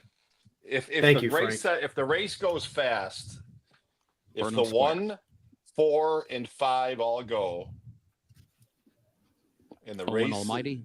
like I think they are, and they all fall over, East Avenue. then someone has to run third. All right. Yeah, he can. Yeah. All right. A Thank you. distant third. Chancellor McPatrick. All right. I don't know about that part, but Admiral Dennis, the last all right. one. Let's see what happens, guys. Good luck, guys. Comes forward. 3663 for the world. Yeah, 637 post. straight. There you go. And they're off at the Toyota Bluegrass Stakes. There goes Owen Almighty, and East Avenue goes with him. Owen Almighty, East Avenue come right to the front as a team as they head down into the first turn. I kind of East figured two Avenue by from two the by two. outside You moves know. up and is determined to have the lead. Clears now with Well, the now lead. they're Gets going over to the 1 rail, 1 1 1. and East Avenue will guide the field around the first turn. I'm going Opens quick. up by 3 I'm gonna lengths. guess- Owen Almighty is second by 2.5 here early on with River Timms in third position. And is 22 followed by and 3. Rendered Judgment against the rail in fourth, a half length. Chancellor Close. McPatrick fifth on his outside. Admiral Dennis is sixth, and Burnham Square. last Everybody of the should be seven, happy. running 10 lengths off Yeah, the I lead. think The opening so. quarter went in 22. Happy with the 0.95 7, happy seconds. with the East Avenue, 6. the leader.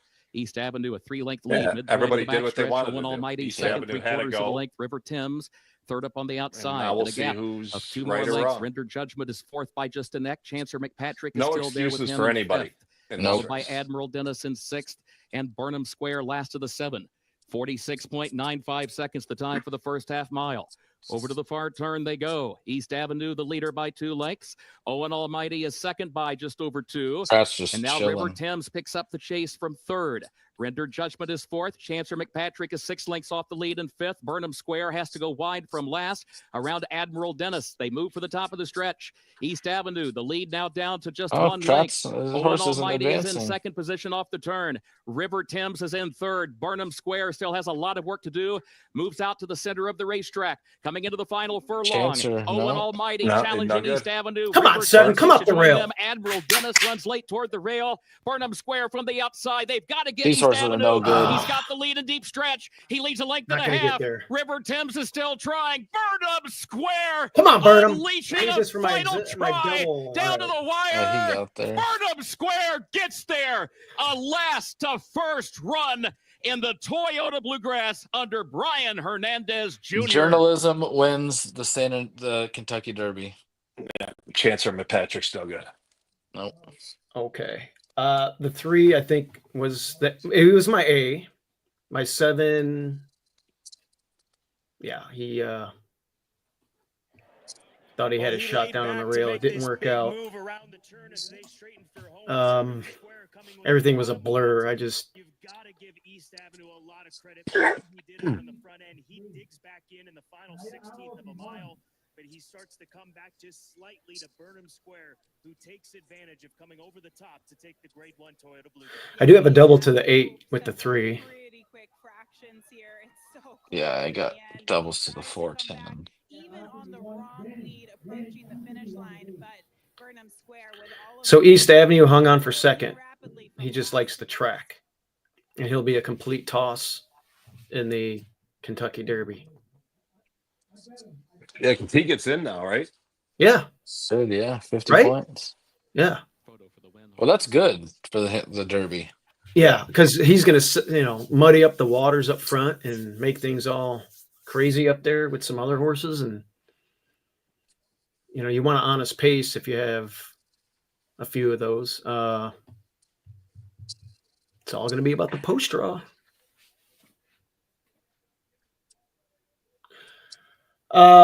So the $1 million question that's probably answered. What's the big one-turn race? The Champagne? Is it the Champagne? Not the Champagne. No, Pat Day Mile. The Pat Day Mile. Chancellor McPatrick will win the He Pat won't Day win that. Mile. He ain't winning that. Yeah, No? No chance. He sucked. you can't bet that horse off of that effort. No, I don't care what distance he's going. All right. I just think he doesn't like two turns, and I think he might perk up. That's a Going hope. one turn. That's a hope. He didn't run a step. He had every chance. The Burnham Square came from last. He never moved at any point in the race, Chancellor Patrick. And I bet him. I was a huge 3-6 box there. Yeah, but I can't forgive him. I can't give him any promise moving any forward at any distance. Like you should have ran something. If he would have moved top of the stretch and made a move, that I could say, okay, he doesn't like the distance. But God, he didn't do nothing. I thought the 7 ran dead last. It ran 4th. Holy shit! So Chancellor McPatrick just kind of spit the bit at the 8th pole. He spit the bit. Whoever bet the 4 in there, I got some land to sell you down.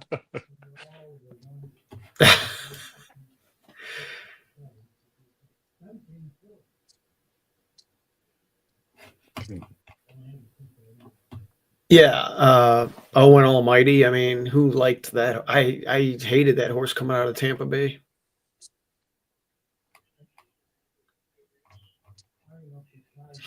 Yeah, East Avenue just likes it.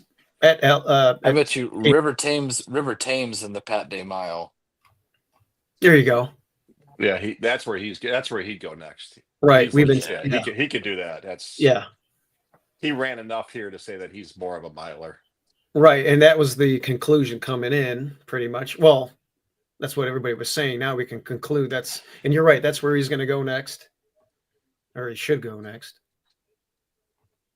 But I don't even want. I mean, you got to see what it comes back. But I don't want Burnham Square in the Derby. Well, I don't either. That's what I was trying to tell you. Listen, after the race is over, do you guys really like this race? These horses in the Kentucky Derby, really? That's what I was saying. There's one Kentucky Derby horse that's out there right now. One legit Kentucky Derby horse. The rest of these horses we've seen at this crop, as of right now, are below average. Journalism. Yeah. He's the only Kentucky Derby. He's the only horse who's ran fast enough to say he's a Kentucky Derby winner. Sovereignty? Sovereignty's close, yeah. Mm-hmm. He's close. Yeah. Well, I'm with you on that. But this field, Sandman, this is faster than this race is still faster than the Sandman race. It'll come back faster number-wise than the Sandman race. Can I ask you this? The owner is Windstar Farms, and they're smart, right? But they did run second in the Fountain of Youth, third here. Is that enough points to get in the Derby? And if so, will they run in the Derby? Who is that? River Thames. No. Okay. He's not. I don't think they'll send him the Derby off of this. I think that those guys don't need to do that. They'll have another one next year. They probably have something else in there, right? I would imagine so. Yeah. I don't know who owns them and whatever, but probably. East Avenue is going to go. There's got to be enough points. If you could somehow, this is the guaranteed 50 point, right? For second. Yeah, right. I think. I don't. Yeah, no, I think so. Yeah. So you're in. You're East Avenue's going. That's Godolphin. They're going to go, right? He just ran the hardest, and then he's going to have to go back and do that again. So we're going to have a Chancellor McPatrick versus River Thames rematch. So there's one And I- more race where you can get points, right? Isn't there a race? at Lexington. Keeneland? The Lexington, yeah, that's what it is. But only the winner of that one would get enough points, right? Probably. Yeah. So we're going to know the field in the next couple days, other than maybe one horse. Mhm. So coming into the race, that's why I'm trying to get to the 7. I knew the 3 was the most likely winner. So you guys will admit that this race sucked, and there's nothing in here that's going to win the Well, relative to what? the Derby, the Kentucky Derby. None of these have a shot. Justin, To run second or third? yeah. Yeah, I think they do. Yeah. Get to know. So you think Burnham Square is the only one that you would get to then? Yeah, That could Yeah. hit the Yeah. okay. yeah, All I right. would think. I would think he ran good enough to be a contender, and if Right.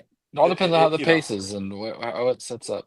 yeah, it's got a lot of it's got to do with who goes there. If the pace is like it was here, and he ran solid enough. I'm not saying he's a journalist. I mean, like I said, journalism is the only real Kentucky Derby type horse, in my opinion. Sovereignty's not too far off, and the rest of these at this point are second-class citizens. Journalism. I mean, he's going to be an overwhelming favorite. Yeah, of course. What do you think about the Sheriff's Runner? That one is a nicely He bred could horse. improve. He ran well. Yeah. And I think it's the first 2 in the Santa Anita Derby, the first 2 in the Florida Derby, and the second place horse in the Louisiana Derby, Chunk of Gold, for the trifecta crasher. Justin, so where the hell were you all day? Busy? Good. Yeah, I was just taking care of business, bro. Okay. It's Who Bluegrass. was the Florida Derby winner? I forgot. Tappan Street. Japan Street. Japan Street. Japan Street. Yeah, that one is, I'm not really. Yeah, Burnham Square is just as good as those. Yeah, they're the same. Burnham Yeah, Square, they're the same. Sovereignty. I mean, Sovereignty didn't need to. He came and really got River Thames, who is not that distance, and he proved. You guys heard it from me. The maiden will clunk Yeah, up for 4th in the Kentucky Derby. Who's the maiden? Publisher. He's a maiden. Oh, 3rd in the or 2nd in the Arkansas Derby. Yeah, and he's going to run 4th in the. Don't you think what's Kentucky call's Derby. better? Don't you think the horse that just lost the Santa Anita Derby is better than him? What is he, Badera or Madera? Or Yeah, I whatever? do. I do. Yeah, I do too. Yeah. That was a good pick by you, Steve-O, that Beza. Yeah, too bad I bet it to win. Didn't do the exacta, and it got beat on the square. No, they spent. I think I added everything up. All the horses combined in a 5-horse field. It was over $5 million in purchase price money. There aren't many. Not many of these have 100 buyers. I know a lot of folks don't care about buyers, but Beza, in addition to having 100 buyer, you guys know who Beza's half siblings are, right? Oh yeah, Dornock and somebody else. It was insane. Mage. Yeah, Mage. Yeah. So the horse is bred for the distance. We don't need to know who their siblings are. We saw them run that distance, so we know that the horse can do that. You didn't see Beza run 1.25 miles yet. Well, I saw him run 1 mile and an 8. That's I enough know. to know. Yeah. And it all you got to see how these horses ship over there, how they're traveling. I know Baffert doesn't send but Baffert doesn't have a winning hand this year. But I like to see how the horses are traveling over there, get the workout reports, see how they're doing. Dornock and Mage. I can't believe Beza was 14-1 in the Santa Anita Derby in a 5-horse field with those siblings. And yeah, that was nuts. Did you bet it? No, I didn't. I was celebrating my 5th anniversary and completely missed the race. Well, Frank, what I established was Citizen Bull was fake. He needed the lead, got slow paces when he won. And everybody knew that Barnes was working terribly leading up to the race. As a matter of fact, he worked out against some unraced horses, I heard, and got his ass beat. So everybody knew he wasn't gonna win. And there was a throw out in there. So those are the only 2 horses to come to. So this is what Daily Racing Form says the top contenders are, and this is before last weekend. So they still have Citizen Bowl on this list. Okay, so Journalism, Citizen Bowl, Sovereignty, Japan Street, Sandman, Barnes. Who the hell is Luxor Cafe? That's a Japanese horse. Oh yeah, Coal that one. Battle, Yeah. Coal Battle, Tistastic, Captain Cook. It's Dutro. Where that horse finished in the New York. That's the Dutro horse. in the wood? That doesn't. Yeah, that list doesn't matter. It's last week. There's. Yeah, I know. But what? Yeah. And then Chancer, who's not going. Rodriguez, American Promise. I got the list up. Oh, here we go. American Promise is going in the Lexington. Does that horse have points? I would assume not if he's going into Lexington, right? Or he's not planning on running in the Derby. He might have just run in one of the preps this weekend. I know I saw that horse entered somewhere.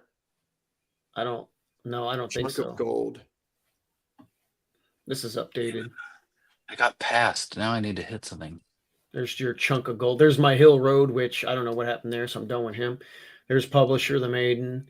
River Thames is gone. On Almighty Sucks. Who's flying Mohawk? That's the horse that was Jeff Ruby. second in the Ruby. Second. Okay, forget that one. Yeah, Luxor Cafe. Watch that replay. That thing is this Japanese horse is the real deal. So is the horse that won the Ruby going in the Derby? I would assume. What's that is horse? Barnes going to the Derby? That's another one I want to throw out. Barnes? Yeah. No, he's not going. He's not going. Good. Well, maybe not good. I wish he was going. I'm gonna look up I'm gonna go to my old employer, KentuckyDerby.com, and check out the list of the horses that they've got there. Leaderboard. Okay, here. Okay, look, you got Citizen Bull. He's gonna send. You got Captain Cook. Is that horse going? I don't know. Rodriguez is fast. He's going. American Promise is fast early. He's going to the lead. You got I'm looking for pace horses here. Owen Almighty is not going to go, I would imagine. They got to update this list. So Journalism was 5-1 in the last future wager. Sovereignty was 9-1. Citizen Bull was 8-1. Oh. I think that closed after it may have closed before the San Anita Derby. Yeah. Oh, it did? It may have because it must have for him to be set 5-1. Yeah. Yeah. Isn't it right now? Isn't he going to be like 2-1? Yeah, I would think. I would think 9-5. Final Gambit is. I didn't see Final Gambit was a betting option in the future wager. It closed at 30-1, but I don't see him on the Derby list. So maybe that's an oversight. That's the horse that Japan Street 14-1, Tistastic 22-1, Sandman 9-1. Are these closing odds for the futures? These are the closing odds on Saturday. Yes. Okay. So those horses you just read off are all going to be. They're all underlays because you'll get a bigger price in the Derby end that day, right? Yeah. Yeah. Beza closed at 53-1. So that. Oh wow! That's I would like to have that one right now. Yeah, me too. That's a huge. I like that one. Yeah. Wow. Burnham Square closed at 31-1. He'll be lower. He'll be a lot lower than that in the Derby. Somehow East Avenue became a betting option and closed at 45-1. I mean, they bet him. Good. It's an underlay. He'll be lower than that in the Derby. A lot lower. I was trying Just to for figure a out. second here. What do you think his Derby odds will be, East Avenue? 22-1. That sounds fair. An error. What the hell? Come on. Chunk of Gold, closed at 60-1, and That's what he'll be in the Derby. He'll be 50-60. That horse is a major threat to hit the try or the super, I think.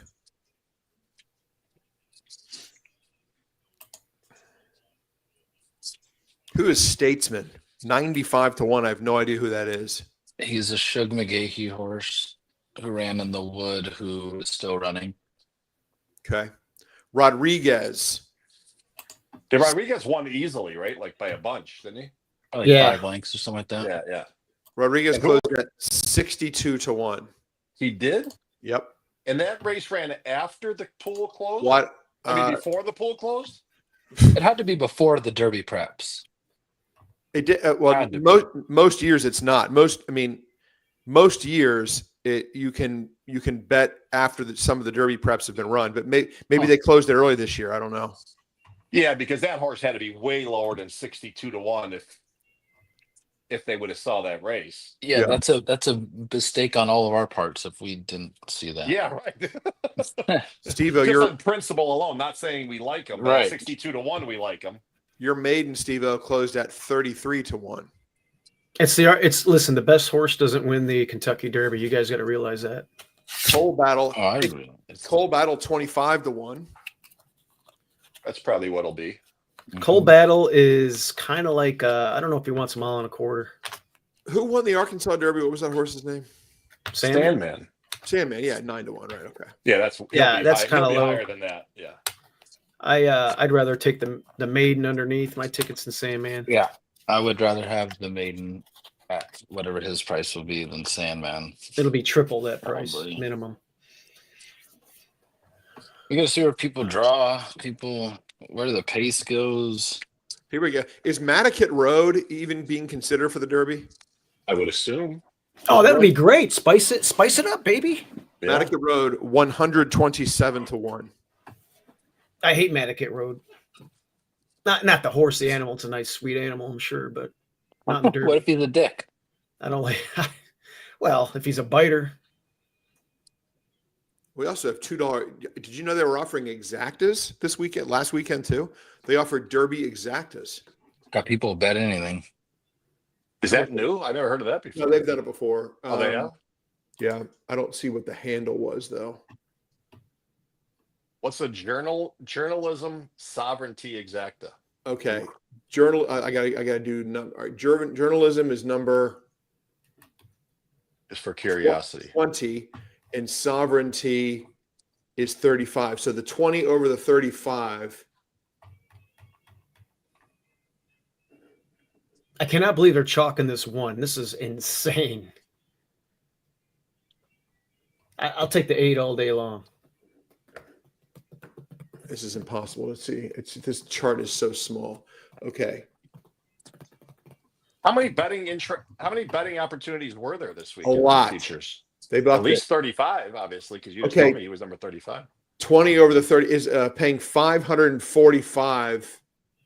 No. Wait a minute. Sorry, 407. It's No. insane. No way. Am I looking at it Don't tell wrong? me that. You Is have it, to. 100, is it 102? Does that make more sense? No, it's still too low. I mean, too high. 102 for $1 or 102-1? 102 for $2. That still seems low, right? But maybe. Is that the 50 to lowest 1? one on the board? I don't know. This is ridiculous. It's Oh. like it's so silly how they put this up here. Okay, so journalism. Okay, it's 102 for $2. Journalism over sovereignty. I'd probably bet that. I know I would bet that right now.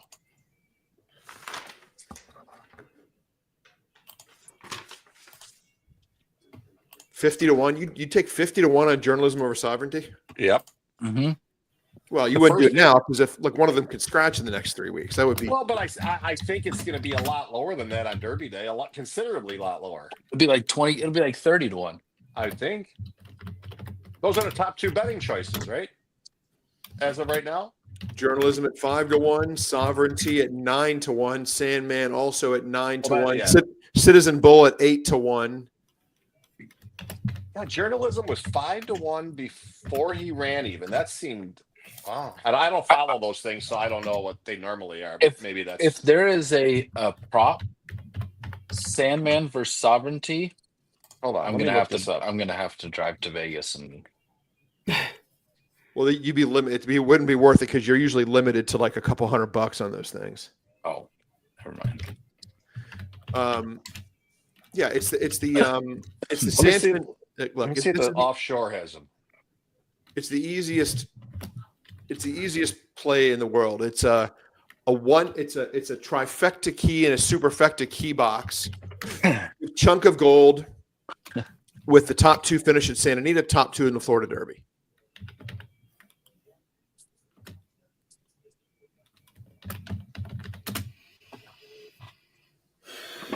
Who's Grande?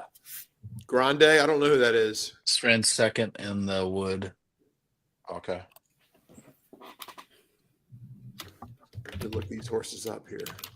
So journalism is plus 350 on one of the offshores that I'm looking at right now. And sovereignty is plus 750. The top 2 choices. The next closest one on here Let me is guess. Tappan Street. Oh, Sorry. yeah. Grande ran second for Pletcher, and yeah, I mean that's an interesting horse. I don't think it's. He got smoked though. He got smoked though, right, by Rodriguez? He lost by 3 3.25 lengths, 3.5 lengths. Rodriguez wired him. I mean, the best closer in the race was Grande. We'll know McAfee closed faster, but it was he. Okay, I just put a poll out on Twitter. Besides the Santa Anita Derby, what has been the best Kentucky Derby prep so far? Arkansas, Bluegrass, Florida, or Louisiana?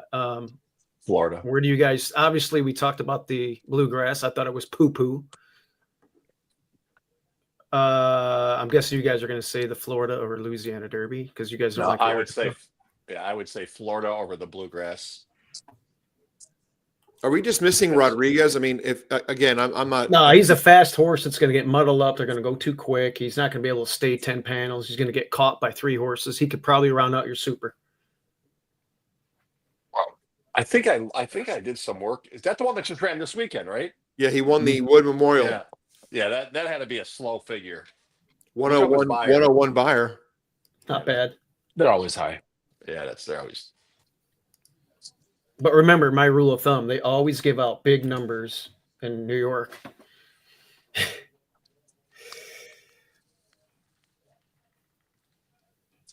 I mean, Grande.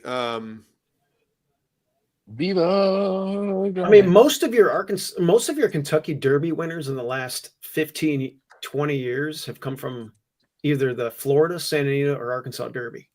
Anybody know what Louisiana Derby? I don't think there's been a lot from. Really? They've done really well. I mean, let's see. We'd have to really go back and look at that. Yeah, War of Wool won the Preakness, and then I don't know. I don't think the Wood sucks. It sucked for a long time since the Wood doesn't have anything coming out of it. Yeah, Chunk of Gold is definitely at a massive buyer disadvantage to the. By the way, I can only do 4 Derby preps, and I left the Wood off of my poll. So, can they do a write-in? Yeah, they could probably write it in. If I could do a 5th, I'd throw it in there, but I can't. Maybe I don't know when the last. I mean, Epicenter ran second. Hot Rod Charlie ran like 3rd. Gunrunner. What are we asking about? That's the history of the Louisiana Derby. Gunrunner ran in the Louisiana Derby. Yeah. Funny Side ran 3rd in it. No, you're thinking of the Wood. No, Funny Side ran 3rd in the Louisiana Derby. And then he ran 2nd in the Wood to Empire Maker. Oh shit, he ran in both. Yeah, they were different schedules back then. Yeah. All right, let me find. I'm pulling up the PPs here for all these horses. PP, my PP. Pull out your past performances. All right, listen, I got the 8 here, guys. I thought I think it's kind of fast. It ran in a fast, the pace was really fast last time, kind of hung in there. I think the 1 is just, maybe I'm wrong, is just, unless they know something about this horse, I don't know, is a terrible even money favorite on the rails, second start off of a layoff. So I'm going to try and beat it with the 8. What say you guys? I used 4 and 6. I'm sorry, 2 and 6 in here. Okay, at least it's not the rail horse. By the way, we have 215 people watching. And if you guys can, because we get a lot of Twitter people, if you guys can go to my YouTube channel with the downtime that we got and go to Horsebit Racing. There it is. And just like and subscribe, please, and hit the bell notification when we come on so you don't have to look for us. We give out good content. We got some of the best, in my opinion, horse players in the country here. So What did AI say? at Horsebit Racing at YouTube. Thank you, guys. So today at Keeneland, we saw 2 horses run. They were the last 2 horses that I placed future wagers on to win the Kentucky Derby. One of them was Tip Top Thomas, who ran like shit earlier on the card. And then this horse, number 2, Risk It. I had a future wager on this horse to win the Derby last Derby. And neither horse ever got a sniff of the Derby trail, never mind the Derby. So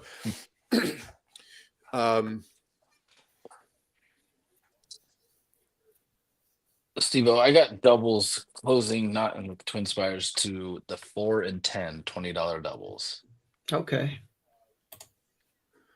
Well, what I should think that's about. a 10. One, I mean, that's Dylan. If the 10 hits, the 1 for 41, number 10. That's you deserve more. Whatever you get paid, you deserve more. Well, I'm betting them to win, so I deserve even more than that. Wow. He is going to break slow. The 10 will break slow. He'll be last. He will be last, but he will be flying late. I think I looked on Ragazin, and I think he was not. Yeah, his synthetic numbers, if they translate to dirt, would make him, I think, the fastest horse in the race. Oh yeah, definitely. I hit something. I got a bunch of money in my account, and I don't know what the hell happened. Oh, I hit the. Do they pay 4 out of 5 in the pick 5? Not over with. Yeah, it is. It's over with. I got 220. Oh, really? I got $225 back twice on both of my the all pick 5s. stakes, right? Oh, good. My B ticket and my C ticket both paid well, they paid the same because I hit it each time. All right. Well, that's a cherry on top of some shit. All right. What I'm going to do is a trifecta, $10, 8 over 10, the 4, and who else am I throwing underneath here? I don't. The 1 is absolutely a toss for me.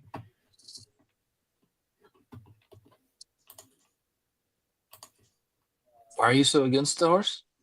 I don't like the rail. I know you do. I don't like that it's coming off. It's the shortest way around sucks all the time. I know. I just think that it's gonna have to really send down there, and it's gonna have to show me off a layoff that it could beat these horses out of a 1 hole. I just have nightmares with the 1 hole.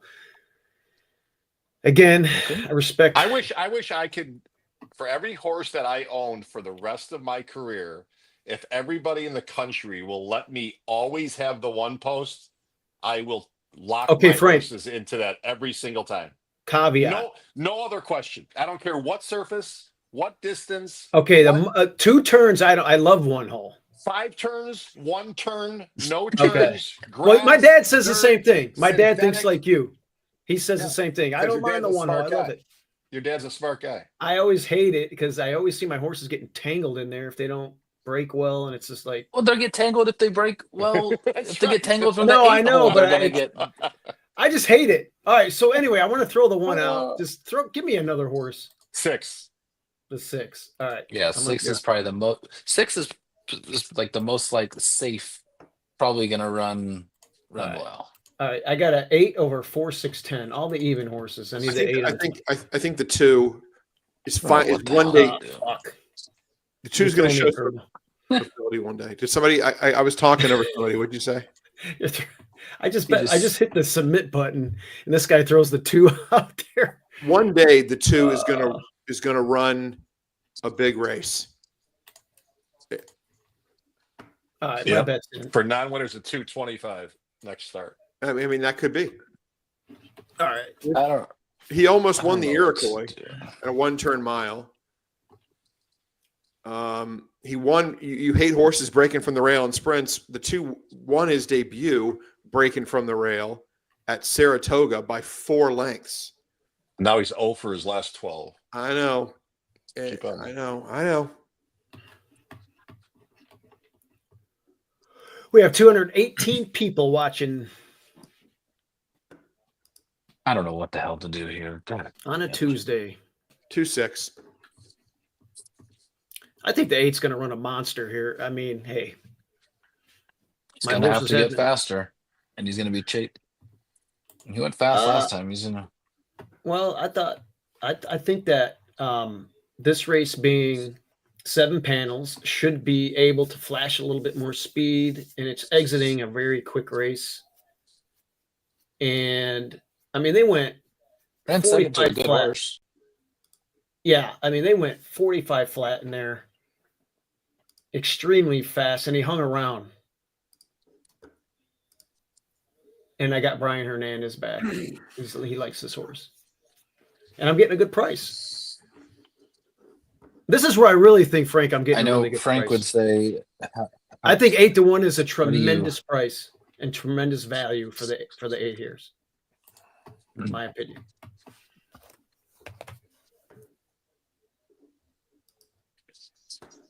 I think the 1, the 5, the 8, they're gonna go. The who else? The Zayas is gonna go. I think it's gonna be pretty quick for 7 furlongs. Pretty Pretty quick. good. Dylan, are you telling us what you played in Twin Spires? Right when they go out of the gate, because I'm just trying to get to 5th place. Yeah. So All right, here we go. Let's do this. I made it very simple. I had 100 to show on 7 horses. And no, I bet 40 to win on the 6. Okay, I got that one underneath. So I got 2, 4, 6 underneath my 8. I Oh, boxed. you I used the boxed. 2. I boxed Yeah. 110. No, I didn't. 610. Hold on. Bet the 10 to win, and made a 1-6 straight for 300. So I used 4, 6, 8 or 4, 6, 10. What did I use? I forgot. I got to go back and look now. 4, 6, 10. That's Yeah, what the I did. 4. Yeah. Okay, 8 got out.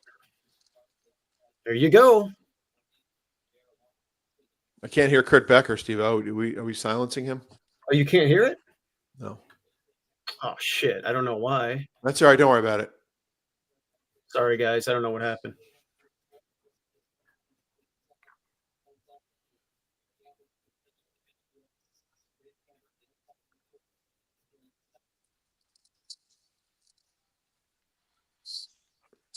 Man, my 2 is just begging for a place to run and it can't go anywhere. Just shuffled. Just spent a 16th of a mile shuffling. Here comes the 6.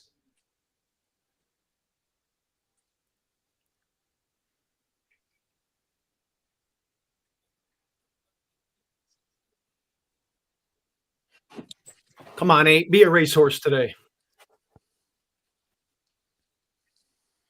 10's gonna win. Come on, You 8. save a little ground. 10 is freaking flying. Come on, 8. 10 just took out my 2. Oh shit! What is going on here? They're all stopping. Is that the 10? No, the 10's the red horse. Oh.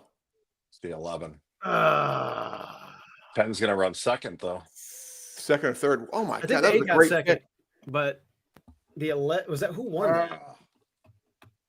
80 to 1, and I can't capitalize on it. It was I the don't 11. Dang wasn't it? Yeah. I don't know why the volume wasn't working. Sorry, guys. But 93 to 1 shot, and I can't take advantage of it. I think runs second.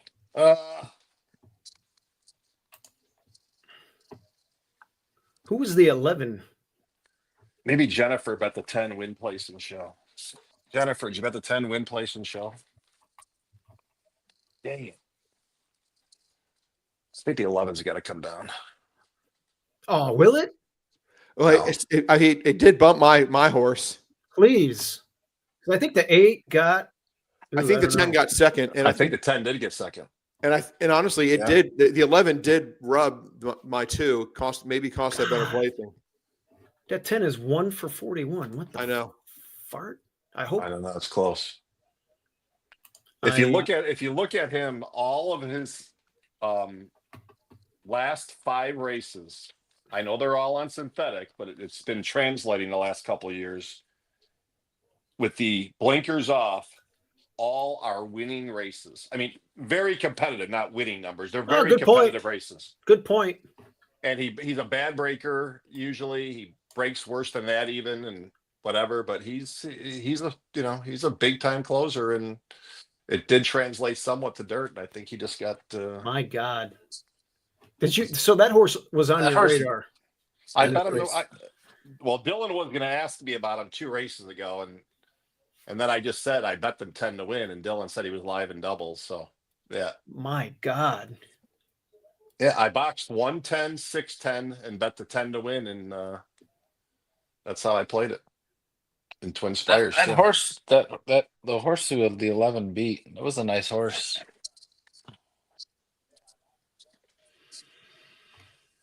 Who got second is the key. Did the I 10 hope get the my 10 8? did. I hope he didn't run second, because then it makes me feel bad that I get a 90 to some to 1 shot and don't capitalize. Well, it doesn't do any good for me anyway, though. To be honest, I bet a try key and a win bet and exact. No, I had 8 over the 4 6. Oh, wait a minute. I had 8. Third, Frank. Third, yeah. 11, 8, 10. And the 2 was in there, but I did have the 10 on my trifecta because you mentioned it. Please I had run 8 over the 6. 4 6 10. Wow, could you imagine if it was 8 over 10 2 and then I didn't throw Deuce horse in there? Maybe I can still get 6th place and get an extra 1,800. Wow. What'd you bet, Dylan? 40 to win on the 6.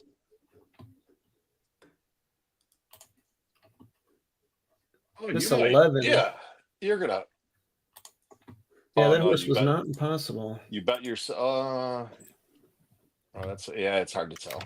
I mean, I figured Matt Miller's gonna bet. Yeah, he didn't hit because he didn't have that No, 11 horse. no. But he bet $40. I mean, he bet more than $9. I'm assuming, or $11. Well, did he have to bet? No, he didn't have to bet. He might have sat chili Yeah, but and hope you lose.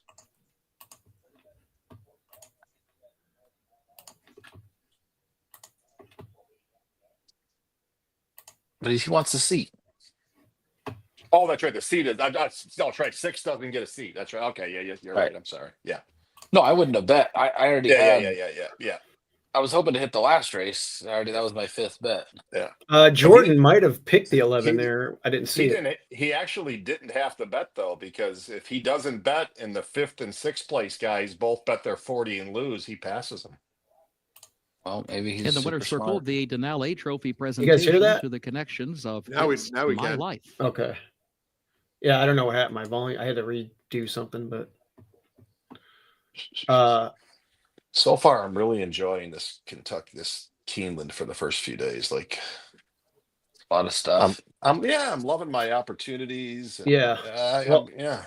that 10 is one that if you could get to that 11, which wasn't probably that hard if you I could really have never go got. into it. I could have got to year 8. I would have never played the 11 there. Okay. That's a horse I never would have. It was never on my radar. The 8 was playable for me for all the reasons you said. I agreed with a lot of that, but I could have never got to the 11 there. That would have been something I would have never gotten to. $26 a show on that thing. Look at the try in the super. Holy shit. Super high 5 carryover, 32,000. God. Whoa. when live racing resumes here tomorrow, Huge payouts. Eastern. The sports bar, the mezzanine bar, will remain open for simulcasting for another. Wow, wow, wow. Steve-O.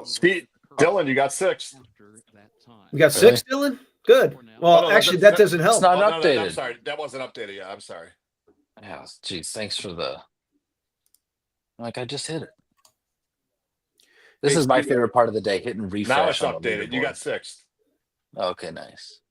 No, you did. It's still not official. Well, No, it maybe- is. So after 11th race. Yeah, but your Matt- number went down. You had 1528 going in. So still wasn't updated. No, you didn't get 6th. Oh, fuck. You got 8th. Oh, well. Did the 11 just break his maiden for Rusty Arnold? Yeah. Really rusty Arnold. Wow. Hey, So look, Steve Matt O. Miller went broke there. He bet everything. Oh my God. See, you should read his book. I should ask him for an autograph copy. He bet 1,100 to win on the 1, 400 to win on the 6. I'll promote it. Me and Justin will promote it on Coffee with Dew on a random Wednesday morning sometime. Hey, are we going to go live tomorrow, Steve-O? There's I may have a. There We may could. be a horse that I love more than life itself tomorrow at 10. Yeah, we could do- we could- love. Didn't we have this discussion earlier? Love. Yeah, we did have that discussion. Love.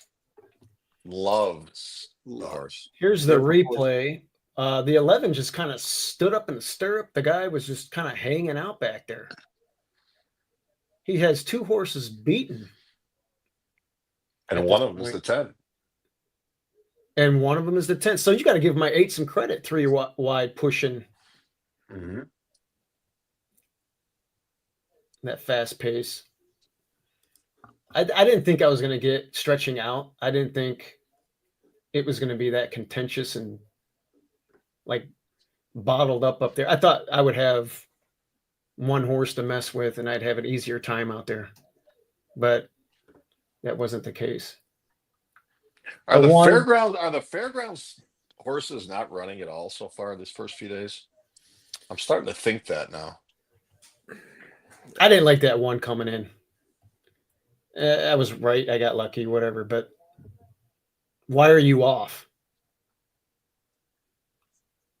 You know, that horse just galloped in. He, maybe he bled or. He did miss a work that's never good. Yeah. So it's like, That doesn't matter at the fairgrounds. It's not like California. Everywhere other than California, you can miss works and it doesn't make a difference. wow, you're- California is the only place where, But I'm really Frank- gonna miss a Sherry DeVoe work. yeah, they don't. Frank, No, I'm saying missing. I'm meaning trainers skip works all the time, everywhere else other than Kentucky. You mean California? I mean California, yeah. Mhm. Frank, I know you don't like. I know you love actually gallop outs, Oh, I love Galapagos. but your 10 horse probably galloped out like a monster in there. That's good. Yeah. So I don't know what that means, other than the other horses. The other horses in front of him are stopping, so he's supposed to be going faster. And well, I will say this: you I made don't a good you made a good point about that horse because you're right. They took the hood off. It has shown much better ability. The race 2 back was really good, and every one of his adjusted numbers are competitive for his last 5 races. yeah. And this one was too. He beat every horse except for one. That was- one in the nose. That was just a great pick. A horse. I threw it on my try, and if I somehow got lucky to have the 8 on top with the 10 in there, oh my God, I'd be sending you gift cards. Gift cards. Make Best sure- Buy. No, yeah, make sure. I was gonna say, make sure they're not Home Depot because I'm not buying any work tools or anything Okay. like that. Just so you know, yeah. See, anybody ever wants to send me a gift card, make sure it's not Home Depot because I'm not buying anything. Yeah. Good I night think from I think I Keeneland. got a toolbox when I got married 38 years ago from my in-laws as a wedding shower gift, and I think the toolbox is still wrapped up and a tool's never been taken out of there, unless my wife used some of the tools to fix our fence a couple of years ago or something. Because I know I'm not using that stuff. Frank, Justin, you saw this. Frank and Dylan didn't. So I have a new channel. You guys know about this, or at least Dylan does. I got 5 by AI. It's a new channel. And I'm not done with the video, but I asked AI to tell me who the top 5 horse players are in the country. And it's the 3-minute clip. And Frank's gonna love who they chose. Well, I'm just gonna, let you guys watch it. I'm gonna let you guys watch it. Is this the debut of the video? No, I have to edit it, critique it, put my stuff in there. But this is the AI video. But hold on, let me say, when Frank sees who AI picked as the #1 horse player in America, Frank is going to instantly, whatever credibility your channel had before, it will go to 0. But Steve-O didn't do this. This was AI. Correct. No, This AI is- did this. Okay. AI AI did. So, did this. Okay. so just so you know, Frank, my show, it's called 5 by AI. I got like 6, 7 videos out there already. Okay. I'll share the link on our group. So what I do is I have AI pick a top 5 list, and then I critique it and then put in my 2 cents and put my top 5 list in. Okay. So this is what AI came up with. Welcome to the channel, everybody. Today we're diving deep into the thrilling world of horse racing. Forget the casual $5 bets. We're talking about the titans, the sharpshooters, the guys who turn betting slips into stacks of cash. These are the elite bettors and wagerers who dominate the Breeders' Cup Betting Challenge and the National Horse Players Championship. We're about to break down the top 5 horse players in the United States, the folks who can spot a long shot a mile away and turn a few bucks into a fortune. Let's get it on.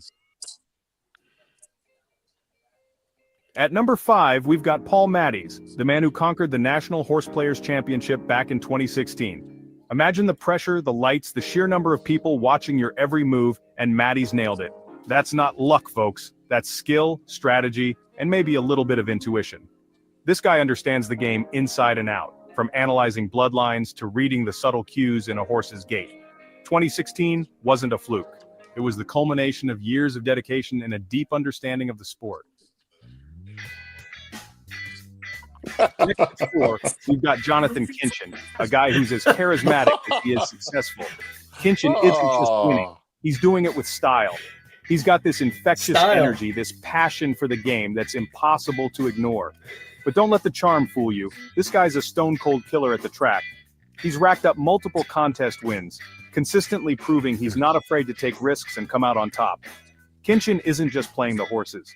He's playing the game, and he's playing it well. Now at 3, let's talk about Michael Baychok, the 2012 National Horse Players Championship winner. This guy's got an analytical mind that will make a chess grandmaster jealous. Baychok approaches horse racing like a complex math problem, crunching numbers, analyzing data, and looking for those hidden edges that others miss. He understands that there's more to this game than just picking a pretty horse. It's about probabilities, odds, and making calculated decisions. And you know what? His approach is working. You can't talk about legendary horse players without mentioning David Gutfreund, also known as the Maven. This guy's a walking encyclopedia of horse racing knowledge. He's been around the block, seen it all, and come out on top more times than I can count. Gutfreund has this uncanny ability to dissect a race, identify the contenders, and predict the outcome with astonishing accuracy. He's not just betting on horses, he's betting on history, on bloodlines, on the very essence of the sport. Did I mention that he's a great poker player too? That's hilarious.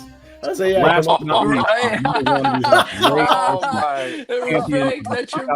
National Horse Players Championship. This guy's a strategist, a master planner who approaches each race with a carefully crafted game plan.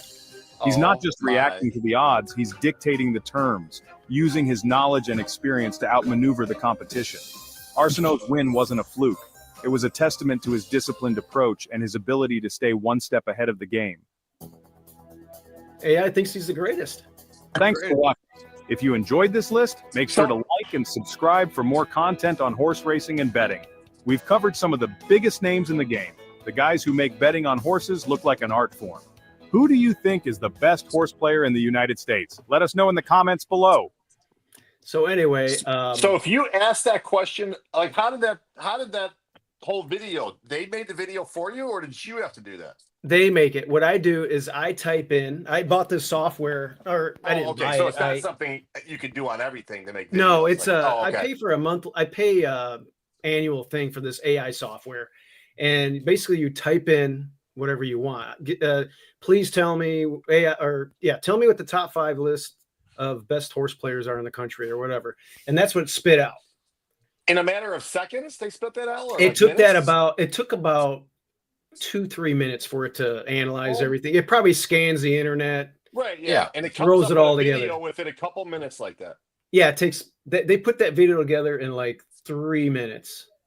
Oh my God, that is insane. So what I do is I take that video and I critique it. Like I have one about the Masters, and their top 5 list. My video was about the top 5 Masters players at Augusta all time. AI had the exact same top 5 as I had, and I put my top 5 together before AI does it. And then I watched the video, and then I'm like, wow, okay, I'm a lot different, or hey, I'm the same. Right. My Masters list was exactly the same. And my Masters list is Jack, Tiger, Gary Player, Arnold Palmer, Gary Player, Phil Mickelson. Those are my top 5 Masters players. Yeah. And AI had the exact same list I had. I don't think they probably won the most Masters, so that's kind of easy, right? Right, cuts, wins. Yeah, right, yeah. Harry Player made a lot of cuts. Yeah. And I almost put Phil Mickelson in front of him, but I didn't. I left him at 5. But anyway, I thought that was interesting. I'm going to finish the video, put my spin on it, and put my top 5 together. That's crazy that they could do that like that in minutes like that. That's insanity. AI obviously weighted the NHC prize money. I think you have certain people in there that have a lot of prize money, and make the top 5 list. Yeah, I think it's what AI was. Number 1 because he won the $1 million, right? Yeah, he was 3rd on the AI list. Yeah, and that's crazy. Ray Arsenault, number 1. My dad says you guys crack me up. It's so funny.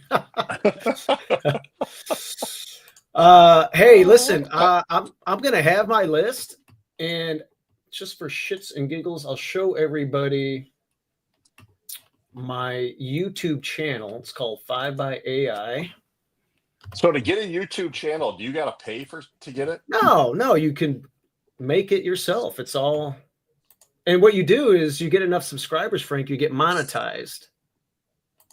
It's a lot of hard work. There's a lot of people talking about, oh, I got monetized in 3 days. Okay, how'd you do that? Don't you need like 1 million views to do that? You need people watching you. Well, to make a lot of money, you're going to need hundreds of thousands of views. You get like $50 per 10,000 clicks. Why don't you just sit there and put something on your thing and just click away? They thought of that. I think they have an algorithm that can. Oh, doesn't allow it. Yeah.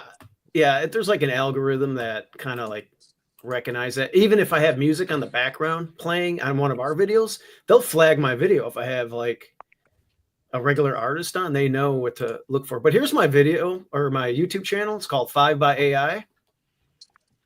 And I got these videos so far. I did biggest draft busts. Me and my nephew did a video of Pokemon. We were opening up Pokemon cards. And we're not going to really do anything. I don't know nothing about Pokemon, but he does. That's cool. So I figured that would do something. I did, top 5 World War II movies. Pretty much its role. It's a testament to the power of the human spirit for war movies. Top 5 races. I did the top 5 race horses of all time. Yeah, you didn't have Zenyatta on there, though. No, this is my top 5. I mean, look. Who is it? I can't see it. It's Man of War, Frankel, Secretary at Seattle Slew, Spectacular Bid. What would your? I mean, this is a very. Well, those go back a little too far for me. I can only judge it on horses that I've seen run. Like some of the Man of War. I don't think. Yeah. Well, I just put it on there because I like the lore of it. I like the story Yeah. about how No, he was that's undefeated. His only loss was upset, and that's where we get the moniker for if you get upset. And it's because they had no starting gate, and he was turned around when they let him go, and that's his only loss. I would have never done that. That's his only loss ever. And then Frankel, I think, might be the greatest horse of all time, in my opinion. So his only loss ever was against Seabiscuit? No, not you're thinking of War Admiral.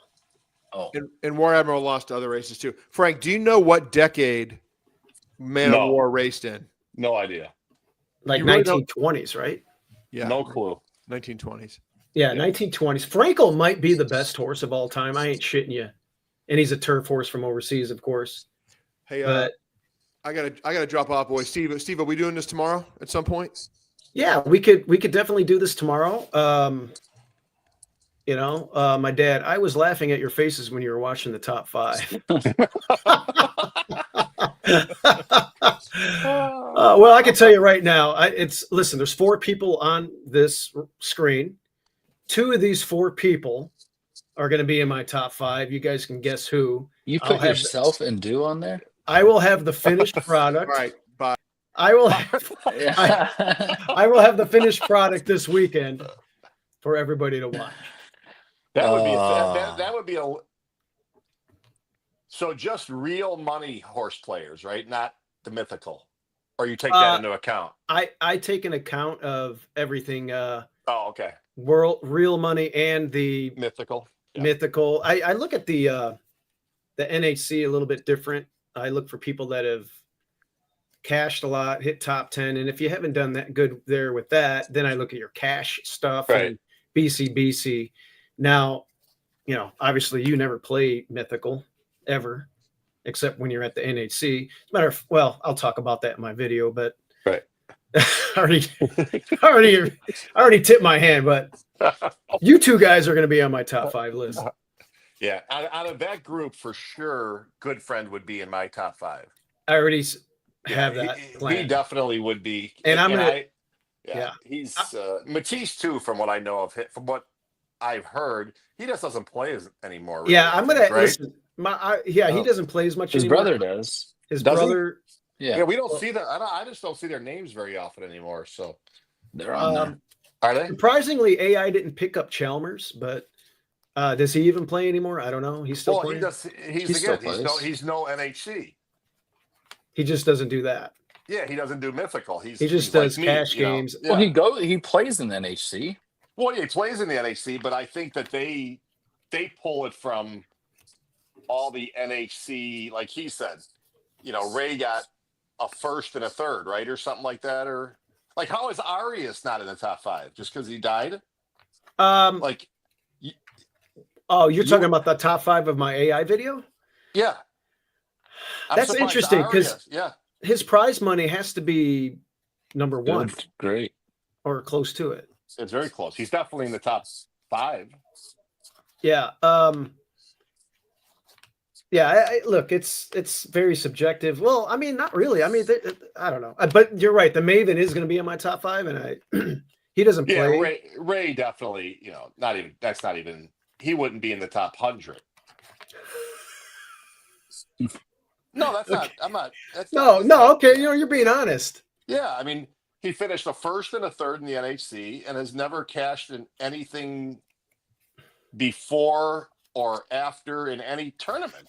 I made a note of that. You have to have multiple successes in a history of doing it long term. Right. You have to be broad on what you're. So in other words, he has a 1st and a 3rd. Chris Littlemore has a 1st and a 7th. There's a few other guys that have. I don't know what I did in my paper, but anyway, I have some notes there, and the Maven I know plays a lot of poker now, but that run he had without playing any mythical crap to win the tour was just kind of like the run that Dylan's on right now. Mm-hmm. It was just insane. He went to Low Cell, won that. He won Hawthorne twice. He won the Monmouth one. He won like 5 live money contests in a row. And I just don't know how. That's just crazy to think of. Yeah. Well, Mulvihill did it. Yeah, he was it kicking last ass. year? Yeah. Oh yeah, he was on fire a couple years ago. And he never played a mythical tournament until the last like 3 weeks of the thing. And he had to play the Fridays. And when he played the Fridays, I think he finished like 5th and 7th or something of 2 of the last 3 Fridays or something like that. Yeah, I remember that one day we were there. The same day he won the Hawthorne, and then he won Express Bet Right. on the same damn day. Yeah.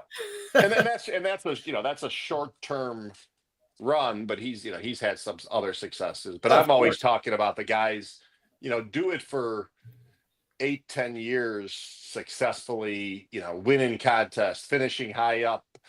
That to me is how you decipher, the great ones, or the like the Masters thing. You got to do it, consistently and over a long period of time. Otherwise, the greatest racehorse in my lifetime is Flightline, but he only ran 6 times. So is that enough to put him in greatness? That's debatable. Well, he is a classic winner. It's hard. I mean, the pure raw numbers are probably insane, no matter what figures you're using. Just he was a very exceptional horse. I think I had a rule of thumb: give me 10 starts at least. Right. No, I can see that. But he's one of those horses. It's hard. Yeah, I get it. You're right. He's better than what people think.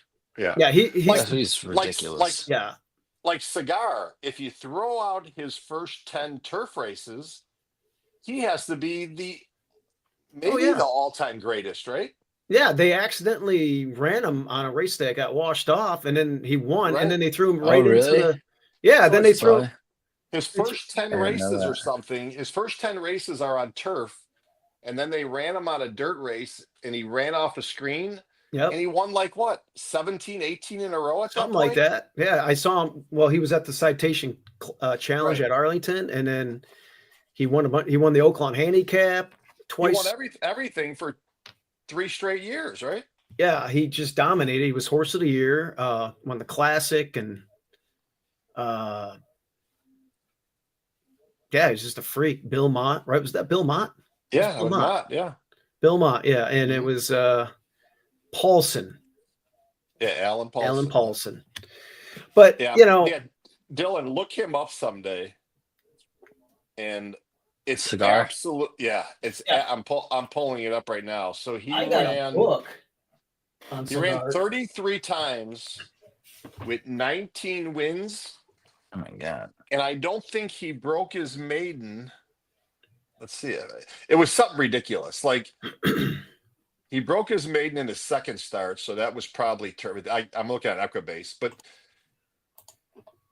so I think when he went to the dirt, he won 1, 2.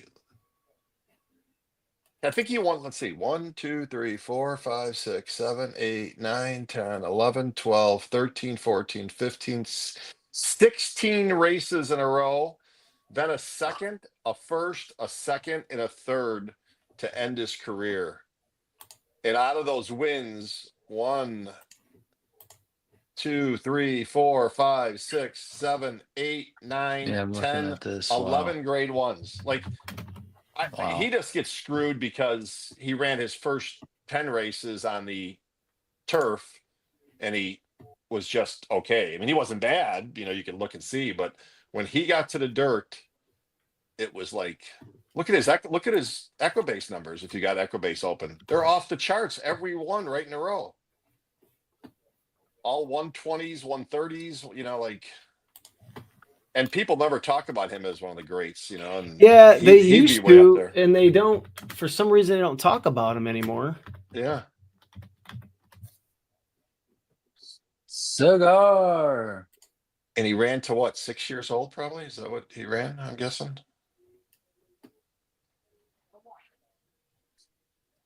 Here, what race is this? I think I was at Del Mar when I was like 5 years old when he lost that day at the Pacific Classic. Dare and go. And up. Cigar breaks alertly right there in mid-pack, down toward the inside. Darren Go secures his position. Oh, remember Darren Go? Yeah. And on the outside, Atticus. That's a classic. Come on to take the early lead. This is his last classic. His last race. I'm not sure. It might there on be. the outside, Tamayaz is showing some speed. Darren Go is there, and Is that Woodbine? 7th position. He's in behind horses. Looks like it. On the outside as the field moves into the clubhouse turn. Now Bailey got Alphabet Soup. the inside. Dramatic Gold is following Cigar as they enter the clubhouse turn. Japan's Taiki Blizzard running 3 wide. The Belmont winner, Editor's Note, 4 wide round the first turn. Former Gold down inside. Will's Way is lingering near the back of the pack. And 6 lengths behind the rest of them is stretch running Mahogany Hall. The pace is swift. A 22-4 first quarter and a 46-2. Come and get me half mile for pacemaker Atticus. That's actually not that fast, probably. I knew you were going to say that. Like, I don't know. Obviously, I don't know shit about it, but I mean, for Grade 1 Breeders' Cup Classic horses, that's not fast. Dramatic Gold is there toward the inside. There's a half mile left. The field moving into the far turn. Atticus still leading the way. Louis Couture is trying to get to him. There goes Alphabet Soup. Cigar on the outside. Oh, he's wide. Is coming through on the inside. Yeah, this is his last race. Behind horses, Tamayas is still in with a chance. Then Former Gold and Darren Go around the far turn. There goes Cigar with that patented bold move on the far turn. But he will be hung up 5 wide as the field turns into the stretch. Mount Sassafras is coming away with the narrow lead. Cigar trying to get him as they reach the top of the stretch. Louis Couture's and Alphabet Soup fighting on gamely.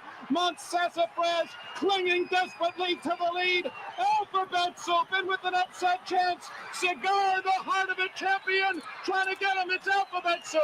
Cigar on the outside. Louis Couture's Alphabet. What was Jerry Bailey doing?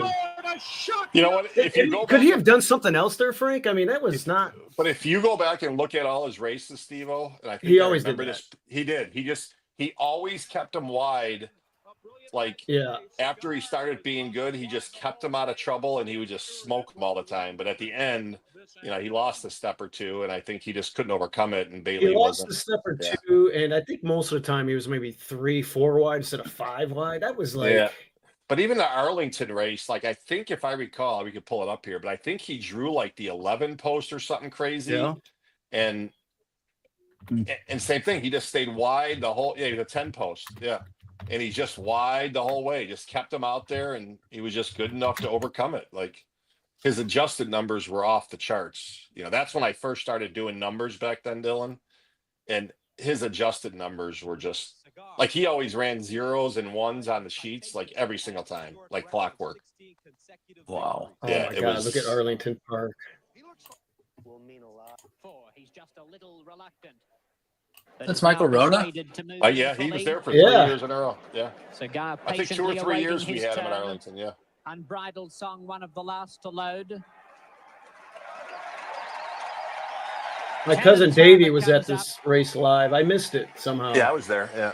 They set this race up. Like they said, if Cigar comes, they'll make it $1 million or whatever the purse was. And if he didn't come, it was like a third of that or something. And to the roar of the crowd, Polar Expedition breaks first. Honor and Glory firing out of the inside gate. He's going to go through and take the lead now. It's Honor and Glory from Polar Expedition. Dramatic Gold is third. Eldridge on the inside. Unbridled Song caught. Look at him just hanging way out there. 4 wide, 6 lengths off the lead. Wild Unbridled Song was a really nice horse. Had some feet issues.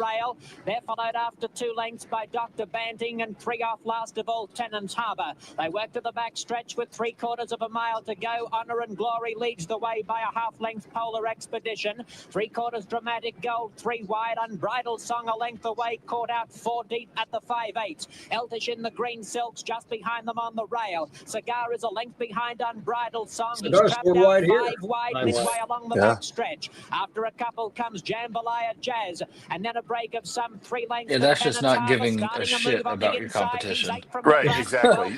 And this is how he ran so many any of his races during his streak. Wow. Honor and Glory leading. Dramatic Gold goes to second. Polar Expedition is hoisting the white flag. Here's Cigar moving up into third position, just a length from the leader. Then comes Eldritch in the pink cap. Unbridled Song couldn't sprint with Cigar.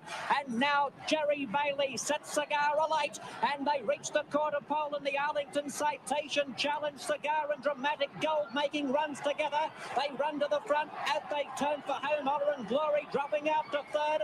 Cigar comes to the eighth pole, taking over by a half length. And he's still going strong. Race on the inside, but Cigar seems to have his measure. He's starting to stretch away now. Cigar is an unstoppable dynamo. The crowd rises to a champion. 16 in succession. As Cigar Back then, assumes the everybody crown in the of country immortality. wanted him to come to their track and run. And Duchess Law created this race. This wasn't even a race. Really? He just created it. Yeah, he called it the Arlington Citation Challenge Invitational. It wasn't even a race. He just said, I'll put up the stakes money as long as Cigar comes, and they convinced him to come. And I don't know what the purse was, but whatever it was not even a stake. He just made it up for that day. Yeah. Yeah, and at that time, it tied Citation. Is that what it was? Poor 750? Arlington Park. Oh. Says the purse guaranteed Oh, the available millions, money was $1,750,000. Yeah, and that was what, 1996. 30? That's a lot. Wow. All right, gentlemen. You got it, guys. I'm gonna hop off. I'll see you guys. All right, sounds you. good, guys. Laters. I'll be on tomorrow if you guys are available. Bye-bye. Good night, See ya. guys.